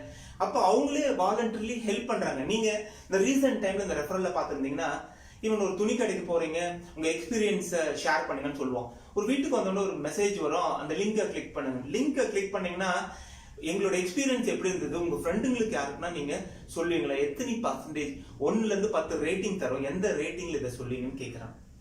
It's magic. நீங்க ஒரு 8% அப்படின்னு நீங்க மார்க் பண்றீங்கன்னா உங்க மனசுல இருந்து என்ன சொல்றீங்க, கரெக்டா அந்த கடையில எல்லா சர்வீஸ் பொருள் எல்லாம் கரெக்டா இருந்தது, நம்ம ஃப்ரெண்டு கிட்ட சொல்லலாம். உதாரணத்துக்கு நம்ம பேசிட்டே இருக்க ஒரு ஃப்ரெண்டு சொல்றாரு, சண்டே இன்னைக்கு என் ஃப்ரெண்ட்ஸை கூட்டிட்டு என் குழந்தைங்களை கூட்டிட்டு ஹோட்டல் போனாங்க. நீங்க ஒரு நல்ல ஹோட்டல்ல சாப்பிட்டுருப்பீங்க, அந்த எக்ஸ்பீரியன்ஸ் உங்க மைண்ட்ல சொல்லும், டேய் நீ என்ன பண்ற, அந்த ஹோட்டலுக்கு போ, எக்ஸலண்ட் சாப்பாடு, பசங்க என்ஜாய் பண்ணி சாப்பிடுவாங்க, கேட்கிற எல்லா வெரைட்டியும் கிடைக்குது, இது உங்களை அறியாமே ரெஃபர் பண்றீங்க. இந்த process through out the world நடந்துட்டு இருக்கு. இது என்லெஸ் செயின் மெத்தட்னு சொல்றாங்க. அதுக்கான கிரைட்டீரியாவை நான் சொன்னேன். when you are 100% perfect to your agency policy holder and you are dedicated to your policy holder, service எல்லாம் ப்ராம்ப்டா இருந்தா இந்த விஷயங்கள் நான் ஸ்டாப்பா நடந்துட்டு இருக்கும். இந்த ரெஃபரல் மெத்தட ஓகே, நான் இது மட்டும் இருந்துட்டா ஒரு பாலிசி ஹோல்டர் எனக்கு ரெஃபரன்ஸ் கொடுத்துருவாரா, அடுத்த என்னோட கேள்வி, கொடுத்துருவாரா? கண்டிப்பா கொடுக்க மாட்டேன். இப்ப நான் என்ன சொல்றேன், இதுக்கு ஒரு சின்ன நம்ம என்ன பண்ணலாம், ஒரு சின்ன அதுக்குள்ள ஒரு சின்ன ஒரு டெக்னாலஜியை கொண்டுட்டு வரலாம், ஒரு மெத்தடாலஜியை கொண்டுட்டு வரலாம், அடாப்ட் பண்ணி பார்க்கலாம். அதனால அவர் ரெஃபரன்ஸ் தரான. இப்ப இதுதான் என்னோட ரெஃபரல். யாரோ ஒருத்தர் கேட்க போறோம், உங்க 500 எக்ஸிஸ்டிங் பாலிசி ஹோல்டரை வச்சுதான் நம்ம இந்த பேசிட்டு இருக்கோம். நான் இப்ப இதுக்கு ஒரு 7-8 ப்ரொசீஜர் நான் சொல்லிட்டே போலாம். நான் இப்போதைக்கு டைம் கன்சிடர் பண்ணி ஒரு 2 சொல்றேன், இது உங்களுக்கு ஒர்க் அவுட் ஆகுதான்னு பாருங்க. நான் ஒரு எக்ஸிஸ்டிங் பாலிசி ஹோல்டரை பார்த்து ஒரே ஒரு கேள்வி கேட்கிறேன். சார், உங்க தெரிஞ்ச ஒருத்தர் வசதியான ரிச்சா ஆகணும்னு நினைப்பீங்களா, போரர் ஆகணும்னு நினைப்பீங்களான்னு நான் ஒரு கேள்வி கேட்கிறேன். என்ன கேட்கிறேன்? ரிச்சா ஆகணும்னு நினைக்கிறீங்களா, போரர் ஆகணும்னு நினைக்கிறீங்களா? அவர் என்ன சொல்லுவாரு? நல்லவங்களா இருந்தா, நம்மள மாதிரி இருந்தா கண்டிப்பா இல்ல அவன் வசதி ஆகணும்னு தான் நினைக்கிறேன்னு சொல்லுவோம். அடுத்த அவர் ஒரு கேள்வி கண்டிப்பா கேட்பார்ல, எப்படி அப்படின்னு. நான் ஒரு சொல்றேன். சார், நான் ஒரு பாக்குற ஒரு 35 வயசு ஏஜ் குரூப் தான் வச்சுக்கோங்க. சார், உங்க தெரிஞ்சவருக்கு குழந்தை இருந்தா அவரு அந்த குழந்தை படிக்க வைக்கிறதுக்கு ஒரு 15-20 வருஷத்துக்கு அப்புறம் ஒரு 10 லட்சம் ரூபாய் பணம் தேவைப்படும் சார். அதுக்கு அவருக்கு 2 ஆப்ஷன் இருக்கு சார். ஒண்ணு, இன்னையிலிருந்து ஒரு 25,000 ரூபாய் இயர்லி கட்டிட்டு வந்தா இந்த 10 லட்சத்தை ரீச் பண்ணிடலாம். இல்ல 20 வருஷத்துக்கு அப்புறம் போய் பேங்க்ல எஜுகேஷன் லோனா வாங்கி அவரு இந்த 10 லட்சத்தை ரெடி பண்ணிக்கலாம் சார். இந்த 2 ஆப்ஷன் இருக்கு. ஆமா, எல்லாம் நேச்சுரல் இல்லையா? சரி, இதுல 10 லட்சத்துக்கு ஒரு வருஷத்துக்கு 25,000 கட்டினார்னா, ஒரு நான் பாலிசிக்குள்ள எல்லாம் போல ஒரு உங்களுக்கு ஒரு ஐடியாக்காக சொல்றேன். என்ன பாலிசி இதெல்லாம் நான் சொல்ல போறதில்ல. ஒரு 5 லட்சம் ரூபாய் பாலிசி எடுத்து அவர் கட்டிட்டு வந்தாருன்னா இங்க 10 lakhs ஆயிடும் சார். இங்க 10 லட்சம் லோன் வாங்கினாருன்னா அத அந்த குழந்தையோ இல்ல அவரோ இஎம்ஐல கட்டி கரண்ட் ரேட் ஆஃப் எஜுகேஷன் லோனோட இன்ட்ரெஸ்ட்ல பாத்தீங்கன்னா கிட்டத்தட்ட 26 லட்சம் ரூபாய் கட்டணும் சார். இது வேணும்னு அன்னைக்கு போய் முடிவு பண்ணா இவரு 13 லட்சம் ரூபாய் அதிகமா கட்டி ஏழை ஆகிறார் சார். இங்க 5 லட்சம் கட்டி 5 லட்சம் வசதியானவர் ஆகிறார் சார். இதுல எது சார் கரெக்ட் அப்படின்னு நான் ஒரு கேள்வி அவர் கேட்கிறேன். என்ன நினைப்பார் அந்த பாலிசி ஹோல்டர்? கரெக்ட் தானே? இன்னிலிருந்து கட்டினா அவன் வசதி ஆகிறது முக்கியமா, இல்ல அன்னைக்கு போய் 13 லட்சம் கடங்காரன் ஆகிறது முக்கியமா? எல்லாருக்கும் அவருக்கே கூட இந்த கொஸ்டின் வரும், ஐயோ நம்ம கூட இந்த தப்பை பண்ணிட்டோமோன்னு. இந்த கேள்வி கேட்டுட்டு அவர்கிட்ட கேட்கிறோம். சார், இப்ப சொல்லுங்க, ஒரு 2 பேர் யாருன்னா சொல்லுங்க சார், உங்க ஃப்ரெண்டோ உங்க பிரதரோ சிஸ்டரோ அவங்களுக்கு இந்த பிளானிங் இருக்கு, எஜுகேஷனல் பிளானிங், நான் போய் மீட் பண்றேன். நீங்க இப்ப கேட்டு பாருங்க, எத்தனை கிளைண்ட் நீங்க ரெஃபரல் வச்சிருக்கீங்க அவங்க கிட்ட கேட்டு பாருங்க. கண்டிப்பா உங்களுக்கு, ஏன்னா ஒரு ரீசனபிளான என்ன சொல்றது, ஒரு அப்ஜெக்ஷனை சொல்லி அவர்கிட்ட இருந்து பதில் கேட்கிறோம். கண்டிப்பா எல்லாருக்கும் ரியலைஸ் பண்ற ஒரு கேள்வியா இருக்கும். ஸோ அப்ப ஒருத்தவங்க நமக்கு ரெஃபரல் தரணும், ஒரு ஸ்ட்ராங் ரீசன் எதுனா ஒன்று பிஹைண்ட் இருக்கணும். அதுக்கு இந்த சார்ட்டை நான் எப்படி ஷேர் வித் யூ. இத நீங்க அவங்க கிட்ட ஒரு எஜுகேஷனா, ஒரு அவருடைய லாங்குவேஜ்ல ஏழை ஆகணுமா பணக்காரன் ஆகணுமான்றதை கேட்டீங்கன்னா கண்டிப்பா எல்லாருக்கும் நல்ல ஒரு விஷயம்னா கண்டிப்பா நான் அந்த ஹோட்டல் சொன்ன மாதிரி ரெஃபர் பண்ணுவோம். செகண்ட், ஒரு முக்கியமான இன்னொரு மெத்தட் இதில் அடாப்ட் பண்றது என்ன அப்படின்னா, சார் உங்களுக்கு சிங்கிள் இன்கம் இருக்கிற யாருன்னா தெரிஞ்சவங்க இருந்தா சொல்லுங்க சார். என்ன கேட்கிறேன்? சிங்கிள் இன்கம் இருக்கிற யாருன்னா தெரிஞ்சவங்க இருந்தா சொல்லுங்க சார். ஆல்மோஸ்ட் நமக்கு நம்ம சரௌண்டிங்ல நம்ம எல்லாரும் நம்ம கன்சிடர் பண்ண கூட 80% சிங்கிள் இன்கமா தான் இருப்பாங்க. கொஞ்சம் 20% அவங்க ஸ்பௌஸோ யாரும் இன்கம் ஜென்ரேட் பண்ணுவாங்க இல்லையா? நான் இப்ப கேட்கிற கேள்வி, சிங்கிள் இன்கம் இருக்கிற யாருனாச்சும் தெரிஞ்சவங்க தான் இருக்கு. அவர் அடுத்த கேள்வி என்ன கேட்பாரு? ஏன் அப்படின்னு சொல்லுங்க. நான் என்ன சொல்றேன், சார் அவர் தர இன்கம் அந்த குடும்பத்துக்கு 100% இன்கமா உள்ள வருது. அதுல 5% தான் அவரு செலவுக்கு எடுத்துக்கிறாரு. மீதி 95% அந்த குடும்பத்தோட ஃபேமிலி எக்ஸ்பெண்டிச்சருக்கு போயிடுது. இது உண்மையா இல்லையா சார்னு கேட்கிறேன். கரெக்ட் தானே? ஒருத்தர் சம்பாதிக்கிறாரு, 100% அவருடைய சிங்கிள் இன்கம் அவரை டிபெண்ட் பண்ண அந்த குடும்பம் இருக்கு. இதுல அவரோட செலவுன்னு பாத்தீங்கன்னா 5%, மீதி 95% அந்த குடும்பம் தான் கன்சியூம் பண்ணுது. இப்ப ஏதோ ஒரு வகையில இந்த கோவிட் மாதிரி ஏதோ அன்எக்ஸ்பெக்டடா நடந்து இந்த வர வருமானம் நின்னு போயிடுச்சுன்னா இந்த வந்துட்டு இருக்கிற இன்கம்க்கு அந்த குடும்பம் எங்க சார் போய் நிற்கும்? அப்ப ஒரு ஸ்ட்ராங் ரீசனை நான் அவர்கிட்ட சொல்றேன், எங்க போய் அவங்க நிற்பாங்க? அவரே இருந்தா கூட, அன்மியூச்சுவலா இருந்தா கூட யோசிப்பாரு. இல்ல அவர் பிரதரோ சிஸ்டரோ நல்ல க்ளோஸ் ஃப்ரெண்டா இருந்தா அவர் கண்டிப்பா ஒரு 2 பேரை ரெஃபரன்ஸ். ஏன்னா நம்ம சரௌண்டிங்ல நிறைய பேருக்கு நான் என்ன கேட்கிறேன்னா, 2 பேரை சொல்லுங்கன்னு கேட்கல, 2 பேரு இந்த மாதிரி இன்சிடென்ட் நடந்தா என்ன ஆகுன்றத சொல்லி கேட்க பார்த்து இட் கேன் பி 2 பேரு ஒரு மொபைல். இப்போ உங்களுடைய ப்ராஸ்பெக்டிங் பிகம் எண்ட்லெஸ். இந்த மாதிரி நீங்க நான் சொல்லி கொடுத்த நிறைய டெக்னிக்ஸ் யூஸ் பண்ணலாம். A/H எடுத்து அவருக்கு போட்டு காட்டிட்டு, சார் இந்த மாதிரி 95% இன்கம் ஒருத்தரை டிபெண்ட் பண்ணியிருந்தா அது என்ன ஆகும் சார்? ரிட்டையர் ஆக பார்த்தா ஒரு சரியான பிளானிங் இல்லை. இப்ப இந்த நடந்துட்டு இருக்கிற மாதிரி கேரண்டி இன்கம் இல்லைன்னா என்ன ஆகும்? உங்க வசதியான ஒரு ஓனர் இருக்கிறாரு, HLB பேஸ் பண்ணி அவரு திடீர்னு ஒரு 500 கோடிக்கு கேபிட்டலை வாங்கி கடனை போட்டு ஒரு இண்டஸ்ட்ரி ஆரம்பிச்சிருக்காரு. எங்க ஃபாரின் ட்ரிப் போயிருந்தாரு. இந்த மாதிரி ஒரு வைரஸ் வந்து அவர் காலி பண்ணி இருந்தா அந்த 500 கோடி யாரோட தலையில கடனாகும். ஸோ யாருக்கு வேணாலும் நிறைய டெக்னிக்ஸை யூஸ் பண்ணி ஸ்ட்ராங் ரீசனோட நீங்க அந்த பர்சன் கிட்ட ரெஃபரல் கேட்டீங்கன்னா கண்டிப்பா கிடைக்கும். ஸோ ரெஃபரல் கேட்கறதுக்கு நான் நிறைய விஷயம் சொன்னேன். ஃபர்ஸ்ட் திங் ஹார்வர்ட் யூனிவர்சிட்டியோட ஸ்டடியை பத்தி சொன்னேன். அடுத்தது நீங்க எப்படி ஏஜென்டா இருந்தா எப்படிப்பட்ட ஏஜென்டா இருந்தா அவர் ரெஃபரன்ஸ் தருவார்னு சொன்னேன். மூணாவது ரெஃபரன்ஸ் கேட்கறதுக்கு ஒரு ஸ்ட்ராங் ரீசன் இருக்குன்னு சொன்னேன். இதை அடாப்ட் பண்ணீங்கன்னா உங்களோட 500 பாலிசி ஹோல்டர் கிட்ட இருந்து 2 பேரை நீங்க கேட்டீங்கன்னா எவ்வளவு கிடைக்கும்ன்றதை டைப் பண்ணி அனுப்புங்க. எவ்வளவு கிடைக்கும்னு நினைக்கிறீங்க? சரி, என்னோட எக்ஸ்பீரியன்ஸ்ல நான் மினிமம் ஒரு 150 பேர் தான் எனக்கு ரெஸ்பான்ஸ் பண்றாங்கன்னா 300 பேர் ஏற்கனவே 75 50 எங்க கிராஸ் செல்லிங்ல இருந்தோம், அப் செல்லிங்ல இருந்தோம். ஸோ டோட்டலா ஐ எம் ஒர்க்கிங் அவுட் 425 ப்ராஸ்பெக்டை என்னோட 500 பாலிசி ஹோல்டர்ஸ்ல இருந்து நான் டேட்டா மைனிங் பண்ணி ரெஃபரல் மெத்தட்ல எடுத்திருக்கேன். இந்த லீவ்ல உங்களால இதை பண்ண முடியாதா? உட்காந்து இந்த ஒர்க்கை உங்களால செய்ய முடியாதா? தாராளமா பண்ணலாம். ஒன்லி திங் மைண்ட் வேணும், அதுக்கான டைம் டெடிகேஷன் வேணும். நான் வெளியில இந்த பீரியட் முடிஞ்சு வர பார்த்து 425 பேர் எனக்கு பாக்குறதுக்கு ஆளுங்க இருக்கிறாங்க. என்னுடைய ரா மெட்டீரியல் ரெடி, ப்ரொடக்ஷனுக்கு தான் நான் போகணும். என் ப்ராடக்ட் தானா வரும். வேலை மெஷின் ஓட ஆரம்பிச்சுன்னா என் ப்ராடக்ட் தானா வரும். ஸோ ஃப்ரெண்ட்ஸ், தயவு செய்து இதுக்குள்ள உங்களோட டேட்டாவை எடுத்து வச்சு டேட்டா மைனிங் பண்ணி ரெஃபரல் கேட்கிற மெத்தடை மாத்தி தயவு செய்து ஒர்க் பண்ணுங்க. ஸோ அடுத்த மெத்தடு இப்போ இது நான் என்ன பண்ணேன்னா பிரிச்சேன். நோன்ல எக்ஸிஸ்டிங் பாலிசி ஹோல்டர் போட்டேன். பாலிசி ஹோல்டர் இல்லாதவங்க இருக்கிறவங்களுக்கு என்ன பண்ணலாம்? இதை நிறைய பேர் ட்ரை பண்ணதை என்கிட்ட சொன்னாங்க. செமினார் அப்படின்ற ஒரு மெத்தட்ஸ் யூஸ் பண்ணலாம். செமினாரை கூட ரெண்டா பிரிக்கலாம். செல்லிங் செமினார்ஸ்,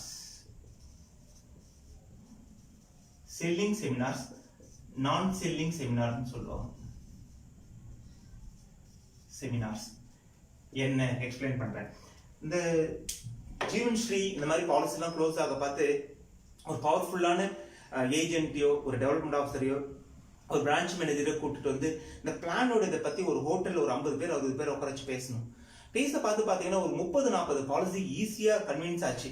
அதுக்கப்புறம் நிறைய பேர் இதை பண்ணாங்க, நிறைய பேர் பண்றத விட்டுட்டாங்க. இது இன்னைக்கும் டாப் லெவல்ல இருக்க நீங்க உங்க ஏஜென்ட் கிட்ட பேசுனீங்கன்னா அதை கால் இட் அஸ் கஸ்டமர் மீட்னு சொல்லுவாங்க. அந்த கஸ்டமர் வர பார்த்து 2 அன்னோன் கஸ்டமரை உள்ள கூட்டிட்டு வருவாங்க. அந்த மாதிரி நிறைய பேர் திரும்ப இப்ப பண்ணிட்டு தான் இருக்காங்க. ஒன்லி திங் இஸ் தட் நீங்க இதுக்குள்ள எந்த அளவுக்கு கரெக்டான போயிட்டு இருக்கீங்கன்றது தான் முக்கியம். நான் இதை உங்களுக்கு எக்ஸ்பிளைன் பண்றேன். ஓகே, இப்ப நான் செல்லிங் செமினார் பத்தி உங்களுக்கு சொல்றேன். இது எப்படி பண்ணலாம்? ஒரு சின்ன சின்ன குரூப் ஆஃப் பீப்புளை நம்ம இன்வைட் பண்ணலாம். ஒருவேளை உங்க எக்ஸிஸ்டிங் பாலிசி ஹோல்டர் கூட ஒரு 2 பேரை கூட கூப்பிட்டுட்டு வாங்க அப்படின்னு சொல்லிட்டு பிளானை பத்தி பிரசன்டேஷன் பத்தி A/H ஃபார்முலாவை இல்ல இந்த ரிட்டையர்மெண்ட்ல எக்ஸ்பென்ஸ் ப்ரொவிஷன் மெத்தட், கேபிட்டல் நீன் இந்த மாதிரிலாம் இருக்குல்ல, இந்த டெக்னிக்ஸை ஒரு பவர்ஃபுல் பிரசன்டேஷன் பாலிசிலாம் கேட்க கூடாது. அவங்கள ரிசீவ் பண்றோம், உட்கார சொல்றோம், ஒரு பவர்ஃபுல் பிரசன்டேஷன் நம்ம கொடுக்குறோம். அந்த லைட் போடும். பவர்ஃபுல் பிரசன்டேஷன் கொடுக்குறோம். அந்த பவர்ஃபுல் பிரசன்டேஷன் நம்ம அவங்களுக்கு கொடுக்க பார்த்து என்ன ஆகுதுன்னா அவங்க உட்காந்து கேட்டுட்டு வெளியில போக பார்த்து இன்ட்ரெஸ்டா இருக்கிறவங்களோட லிஸ்ட். நான் இந்த ரீசெண்டா இதை எங்க பார்த்தேன் அப்படின்னு பாத்தீங்கன்னா நிறைய பிரைவேட் கம்பெனிஸ் என்ன பண்ணாங்க, நிறைய பேரை கூப்பிட ஆரம்பிச்சாங்க. கூப்பிட்டுட்டு இது மாதிரி ஒரு பாலிசி 1 lakh ஃப்ரீ தரோம், நீங்க எதனா இன்ட்ரெஸ்டா இருந்தா வாங்க. நாங்க நிறைய பேர் அடிச்சு விடுன்னு போனாங்க. அங்க போய் உட்கார வச்சா ஒரு பெரிய பாலிசிஸை பத்தி பிரசன்டேஷன் கொடுத்து 25,000 வாங்கிட்டு ஆக்சிடென்ட் கவர் 60 ரூபாய் பாலிசியை 1 lakh ஃப்ரீயா கொடுத்தாங்க. நிறைய பேர் நீங்க கேள்வி கூட பட்டிருப்பீங்க. நம்ம அந்த மாதிரி மெத்தட்ஸ் போக வேணும். ப்ராப்பரான செல்லிங் மெத்தட் உங்க டெவலப்மெண்ட் ஆஃபீஸர் உங்க SBIs கரெக்டா அவங்க கூட உட்காந்து டிசைட் பண்ணி ஒரு சின்ன சின்ன குரூப் ஆஃப், நான் இப்ப என்ன சொல்றேன், பாலிசி ஹோல்டர் ஆகாத நோன் பீப்புளை நம்ம உள்ள கூப்பிடுறோம். அவங்க கூட எக்ஸிஸ்டிங் பாலிசி ஹோல்டர் இருக்கிறவங்க ஒரு 2 பேரை கூட்டிட்டு வரலாம். இவங்கள ஒரு சின்ன உட்கார வச்சு அவங்க கூட நம்ம ஒரு பவர்ஃபுல் பிரசன்டேஷன் ஆஃப் ப்ராடக்ட் இல்லாம கான்செப்டை சொல்லிட்டு அவங்க கிட்ட கடைசியா ஒரு கொஸ்டினரியை கொடுக்குறோம். கொஸ்டினரியை கொடுத்துட்டு அவங்களோட டீட்டெயில்ஸை வாங்குறோம். அவங்களோட நேம், அட்ரஸ், ஃபோன் நம்பர் எல்லாம் போனதுக்கு அப்புறம் அவங்களுக்கு ஒரு ஃபோன் பண்ணி பேசுறோம். ஃபீட்பேக்னு முடிஞ்சா அவங்களுக்கு ஹை டீயோ இல்லைன்னா ஒரு ஃபுட்டோ, சில ஹோட்டல்ல நல்ல ஆம்பியன்ஸ் இருக்க ஹோட்டல்ல 250 ரூபாய்க்கு நல்ல ஃபுட்டோட பஃபெட்டோட கூட ஹால் ஃப்ரீயோட எல்லாம் தராங்க. நீங்க என்னடா இது செலவு பத்தி சொல்றேன்னு அப்படின்னு நினைச்சீங்கன்னா ரீசன்ட் டைம்ல உங்களுக்கு எல்லாருக்கும் மணி ஒரு லீடு ஜெனரேட்டர் பெங்களூர்ல இருந்து நிறைய பேர் உங்களுக்குலாம் கால் பண்ணுவோம், இந்தியா மணின்னு நினைக்கிறேன். அவன் நிறைய பேர் கால் பண்ணுவோம். கால் பண்ணி உங்களுக்கு வந்து ரெஃபரன்ஸ் தரேன் ஒரு 5000 ரூபாய், என்னோட ஏஜென்ட்டே நான் சொல்ல பார்த்தே கேட்காம நிறைய பேர் 10,000 20,000 இழந்திருக்காங்க. அவன் லீட்ஸை தருவான், ஒரு லீடு கூட கன்வெர்ட் ஆகுது, ஒரு லீடுக்கு அப்புறம் அவன் பதிலே சொல்ல மாட்டான். அதுக்கு 5000 ரூபாய் செலவு பண்ண ஒரு லீடுக்கு you are ready to pay 500. இங்க டெஃபினட்டா லீடு கிடைக்கும். ஒரு லீடுக்கு 50 ரூபாய் செலவு பண்ணலாம், 100 150 200 உங்களோட பொறுத்து. ஒரு பர்ஃபெக்ட் செமினார் கூப்பிட்டு ஒரு 30-40 பேர் இன்வைட் பண்ணி அவங்களுக்கு ஒரு பவர்ஃபுல் கான்செப்டை கொடுத்து வெளியில போக பார்த்து நமக்கு வேண்டியது சஸ்பெக்ட் நோட்ல பேரும் வரணும். 50 பேர் வந்தா அதுல இருந்து 4 பாலிசி வந்துருன்னு எனக்கு நல்லாவே தெரியும். ஆனா நான் எனக்கு பார்க்க ஆள் இல்லைன்னு தடுமாறிட்டு இருக்கிற நேரத்துல I can call them mini சின்ன ஹால்ல கூட்டு ஒரு 40-50 பேர் மாசத்துக்கு 2 செமினார் பண்ணீங்கன்னா கூட you can started to get lot of leads. என்ன இந்த ஆக்டிவிட்டி நிறைய பேர் பண்றாங்க. நீங்க முடிஞ்சவன கூட எத்தனையோ ஏஜென்ட்டோட பேர் என்னால சொல்ல முடியும். Lot of people are doing. இது என்ன நான் செல்லிங் செமினார்னா, சே எக்ஸாம்பிள் நான் வந்து ஒரு டாபிக் கொடுக்குறேன், என்னோட எக்ஸிஸ்டிங் பாலிசி ஹோல்டர் கிட்ட போறேன், குட் பேரண்டிங்கை பத்தி ஒரு நல்ல ஸ்பீக்கரை நம்ம கூப்பிட்டுலாம், ஒரு ஹால் அரேஞ்ச் பண்ணிடலாம். குட் பேரண்டிங்கை பத்தி நான் ஒரு செமினார் அரேஞ்ச் பண்ணியிருக்கேன். வாங்க சார், நம்ம இன்சூரன்ஸை பத்தி பேசுறதுல குட் பேரண்டிங் அப்படின்னா எப்படி நல்ல குழந்தைய வளர்க்குறது, இன்னைக்கு அது ஒரு பெரிய டாபிக் ஆகிட்டு இருக்குது. யோகா, ஹெல்த்தை பத்தி, இது மாதிரி நிறைய டாபிக் நீங்க சூஸ் பண்ணலாம். ஒரு ஸ்பீக்கர் அவர் வர பார்த்து ஒரு 2 பேர் கூட்டிட்டு வரணும், ஃபேமிலியோட வரணும், இந்த மாதிரிலாம் நீங்க சொன்னீங்கன்னா வருவீங்க. ஒரு தடவை சொல்றது இல்லாம 2 தடவை ஃபாலோ பண்ணீங்கன்னா ரிசல்ட் ரொம்ப நல்லா இருக்கும். அவங்களுக்கு ஒரு கால் பண்ணி, சரி நாளைக்கு நம்மளோட ப்ரோக்ராம் இருக்கு, மறந்துடாதீங்க, நீங்க உங்க ஃப்ரெண்டை கூட்டிட்டு வரணும்னு கூட்டிட்டு வாங்க, அந்த மாதிரிலாம் சொல்லி அவங்க உள்ள வர பார்த்து ரிசீவ் பண்ணி உட்கார வச்சு உங்களோட ஸ்டாஃப் இன்வால்வ் பண்ணலாம். உங்களுக்கு தெரிஞ்ச ஃப்ரெண்ட்ஸ், உங்க ஃபேமிலி மெம்பர்ஸ் அந்த ப்ரோக்ராம் நடக்கிறதுக்கு என்ன சொல்றது இன்வால்வ் பண்ணிட்டு ஒரு பியூட்டிஃபுல் ப்ரோக்ராம் முடிச்சுட்டு போக பார்த்து ஃபர்ஸ்ட் 2 திங் நடக்கும். அந்த பாலிசி ஹோல்டரோ இல்ல நான் பாலிசி ஹோல்டரோ அவங்களோட மைண்ட்ல உங்களை பத்தி ஒரு நல்ல ஒரு இமேஜ் கிரியேட் ஆயிருக்கும். ஃபர்ஸ்ட் திங் நம்ம பாலிசியே கேட்கல. செகண்ட், அவங்க கிட்ட டேட்டாவை விட்டுட்டு போறாங்க. நீங்க வந்து ஒரு உள்ள ரிஜிஸ்ட்ரேஷன் ஃபார்ம்னு ஒன்று கொடுத்து அவங்களோட பேரு, அவங்க எங்க வேலை செய்யறாங்க, மெயில் ஐடி இதெல்லாம் வாங்கிட்டு நான் அனுப்புனேன்னு வச்சுங்களேன், 2 திங் எனக்கு நடந்துட்டு இருக்கும். எனக்கு அன்லிமிட்டடா சின்ன இந்த ப்ரோக்ராம் மாதிரி நிறைய என்ன பண்ணலாம், நான் ஐ கேன் ஜெனரேட் லீட். இதை நிறைய பேர் வெரி சக்சஸ்ஃபுல்லா பண்றாங்க. இதை நான் யாருக்கு சொல்ல வரேன்னா, எதுவுமே என்னால பண்ண முடியல, நான் எங்கோ ஸ்ட்ரக் ஆகி நின்றுட்டு இருக்கேன், இப்பதான் ஏஜென்சி எடுத்தேன், யாரை போய் பாக்குறதுன்னு தெரியல. Try this method. உங்க டெவலப்பர்ஸ் கூட உட்காந்து டிஸ்கஸ் பண்ணுங்க. கண்டிப்பா it's one of the very effective method, cost effective method. சொல்ல போனீங்கன்னா எங்கோ காசை கொடுத்து லீட்ஸ் எல்லாம் வாங்கி ஸ்ட்ரகிள் பண்றதுக்கு it's going to be a cost effective method. அடுத்தது பாத்தீங்கன்னா லீட்ஸ் ஜெனரேட் பண்றதுல மெம்பர்ஷிப் சொல்லுவாங்க. மெம்பர்ஷிப்னா என்ன? இது ஒரு பியூட்டிஃபுல்லான ஒரு விஷயம். ரோட்டரியில மெம்பரு, லைன்ஸ்ல மெம்பரு, இதெல்லாம் நம்ம அன்னோன் சர்க்கிள்குள்ள நம்ம டிராவல் பண்றது. எனக்கு தெரிஞ்ச சர்க்கிள், ரிலேஷன்ஷிப், நேச்சுரல் மார்க்கெட்லாம் நான் காலி பண்ணிட்டேன். அன்நேச்சுரல் மார்க்கெட் எனக்கு பெருசுன்னு சொன்னேன் இல்லையா, இதுக்குள்ள நான் எப்படி பெனட்ரே ஆகுறது. மெம்பர்ஷிப் ஏதோ ஒரு ஊர்ல இருக்கிற ஏதோ ஒரு பெரிய கிளப்ல போய் ஒரு மெம்பர் ஆகுங்க. அங்க போக பார்த்து அங்க இருந்து ஒரு 4-5 கிளப் வந்து பாத்தீங்கன்னா அடிக்கடி ஃபேமிலி அசோசியேஷன் மீட்டிங் நடத்துவாங்க, இல்ல வெளியில டிராவல் பண்ணுவாங்க, இதுல ஒரு ஆக்டிவிட்டி ப்ராஜெக்டை வச்சுட்டு நிறைய பேரை கூப்பிடுவாங்க. அங்கெல்லாம் போக you will start to get lot of people, unknown people நிறைய தெரிஞ்சுக்க ஆரம்பிப்பீங்க. நான் கரெக்டா ரொம்ப ஸ்பெசிஃபிக்கா சொல்லணும்னா, வசந்தி வேணுகோபால் நீங்க கேள்விப்பட்டிருப்பீங்க. பாண்டிச்சேரியோட எம்டிஆர்டி சிஓடி டிஓடி ஏஜென்ட்டா இருந்தவங்க, இப்பயும் இருந்துட்டு இருக்காங்க. லாஸ்ட் இயர் கூட she completed several years she is doing only her prospect is from Rotary. ரோட்டரியில இந்த கிளப் அந்த கிளப்புக்கு போவாங்க, அந்த கிளப் இந்த கிளப், ஹஸ்பண்ட் ஒரு கிளப்ல மெம்பரா இருப்பார். She is continuously doing for several years. ஒரு 14,000 சப்ஸ்கிரிப்ஷனை கொடுத்துட்டு they can generate lot of leads. அப்ப எனக்கு யாருமே தெரியல, எங்கிருந்து நான் ஸ்ட்ரக் ஆகி நிக்கிறேன்னா you can do with membership of Rotary. இது போக மேனேஜ்மெண்ட் அசோசியேஷன்ஸ் நிறைய இருக்குது, கம்யூனிட்டிஸ் நிறைய இருக்குது. அதே மாதிரி பாத்தீங்கன்னா சேம்பர் ஆஃப் காமர்ஸ், இந்த மாதிரி நிறைய மெம்பர்ஷிப் தர்றதுக்கு நிறைய, ஈவன் எனக்கு தெரிஞ்சு கூட வாக்கர்ஸ் கிளப் கூட இருக்குது. காலையில போறவங்க அவங்க ஒரு அசோசியேஷன் வச்சுக்கிறாங்க, ஒரு 100 ரூபாய் கொடுத்துட்டு அவங்க நம்மள மெம்பரா கொடுக்குறாங்க, அவங்க வீட்டு கல்யாண ஃபங்க்ஷனுக்கு கூப்பிடுறாங்க. எத்தனை பேர் இந்த மாதிரி கிளப்ஸ் மெம்பர்ஷிப்பை கரெக்டா யூஸ் பண்ணிருக்குன்றத கொஞ்சம் யோசிச்சு பாருங்க. இது ஒரு அன்னோன் மார்க்கெட்டுக்குள்ள நம்ம போறதுக்கான ஒரு வழி. இங்கிருந்து நிறைய ப்ராஸ்பெக்ட் நம்மளால பண்ண முடியும். இன்னொன்று ரொம்ப பவர்ஃபுல்லான மெத்தட், நிறைய சக்சஸ்ஃபுல் ஏஜென்ட் பண்றது வந்து பிராண்டிங். ரொம்ப பயங்கர பவர்ஃபுல்லான ஒரு மெத்தட் இவங்க பிராண்ட் பில்டிங்னு சொல்றோம், பிராண்டிங் பண்ணிட்டு இருக்காங்க. இதுல 2 வகையான ஆக்டிவிட்டி இருக்கு. ஒன்னு பப்ளிசிட்டி, இன்னொன்னு பப்ளிக் ரிலேஷன். நான் என்னன்னு எக்ஸ்பிளைன் பண்றேன். பப்ளிக் ரிலேஷன்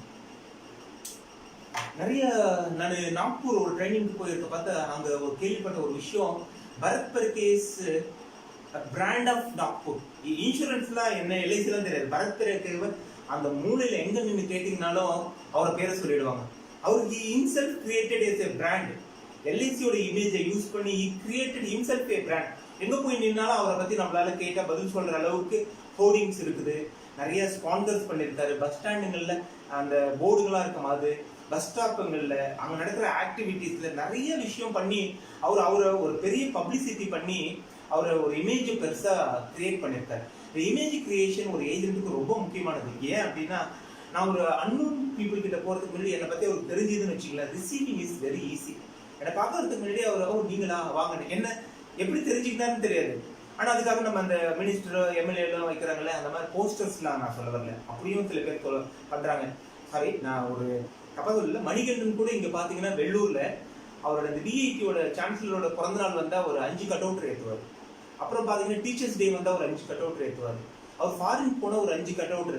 நான் கூட அவர்கிட்ட கேட்டிருக்கேன், இது யாருன்னே தெரியாது மணிகண்டன், ஆனா எங்க பார்த்தாலும் போறவங்களாம் நம்ம ஆபீஸ்ல ரினியூவல் கட்ட யாரோ ஒருத்தர் வருவார், அவர் சொல்லுவாரு, இன்னைக்கு என்ன சார் மணிகண்டன் ஒருத்தர் போஸ்டர் வச்சிருக்கோம். So created himself as a brand. நாளைக்கு அந்த மணிகண்டனை பார்க்கும்போது நீங்க தானே அவரு கனெக்டிங் அப்படியும் பண்றாங்க. நான் அந்த மெத்தட் இன்னைக்கு சோசியல் மீடியா இதெல்லாம் பயங்கர பவர்ஃபுல்லான ஒரு பப்ளிசிட்டி டூல். நீங்க என்ன பண்றீங்கன்னா, பப்ளிசிட்டினா என்ன பண்றீங்கன்னா, யாரோ கொடுக்குற ஒரு அட்வர்டைஸ்மெண்ட்டை ஒரு பேம்ப்ளெட் எடுத்து பேரை மாத்தி அனுப்புறீங்க. It's not, you have to promote your self, you should not promote a product or company. நீங்க உங்களை எப்படி ப்ரோமோட் பண்றீங்கன்றது தான் பப்ளிசிட்டி. லிங்க்டின் நிறைய இருக்கு, அதுல உங்களை பத்தின நல்ல விஷயங்கள். ஒரு வெப்சைட் உங்க பேர்லயே ஒரு வெப்சைட், அதுக்குள்ள நீங்க பண்ற ஆக்டிவிட்டிஸ். ஒரு பிளாக்னா என்ன, நீங்களே உங்களுடைய ஒரு சின்ன ஃப்ரீ ஆஃப் காஸ்ட்ல ஒரு கிரியேட் பண்ணிட்டு உங்களை பத்தின விஷயங்கள், நீங்க என்ன மாதிரி சர்வீஸ் பண்ணிருக்கீங்க, ஒரு பாலிசி உங்களால என்ன பலன் அடைஞ்சிருக்காரு, இந்த மாதிரிலாம் போட்டு இதை ப்ரொமோட் பண்ணலாம். நான் இப்ப ரீசெண்ட் டைம்ல வீட்டுல உட்காந்து பார்த்தா இந்த கிளாஸ் எடுத்தா 500 ரூபாய், LinkedIn marketing, Facebook marketing, WhatsApp marketing 500 ரூபாய் சொல்லி கத்துக்குங்கன்னு வந்துட்டு இருக்கு. அப்ப என்ன பண்றாங்க பாருங்க, பீப்புள் தம்செல்ஃப் ப்ரோமோட்டிங். இன்னைக்கு டெக்னாலஜியை யூஸ் பண்ணி பப்ளிசிட்டியை காஸ்ட் எஃபெக்டிவா நம்மளால பண்ண முடியும். ஏன் அப்படின்னா, you create yourself as a brand. ஒரு பெரிய பிராண்டை கிரியேட் பண்ணிக்கலாம்.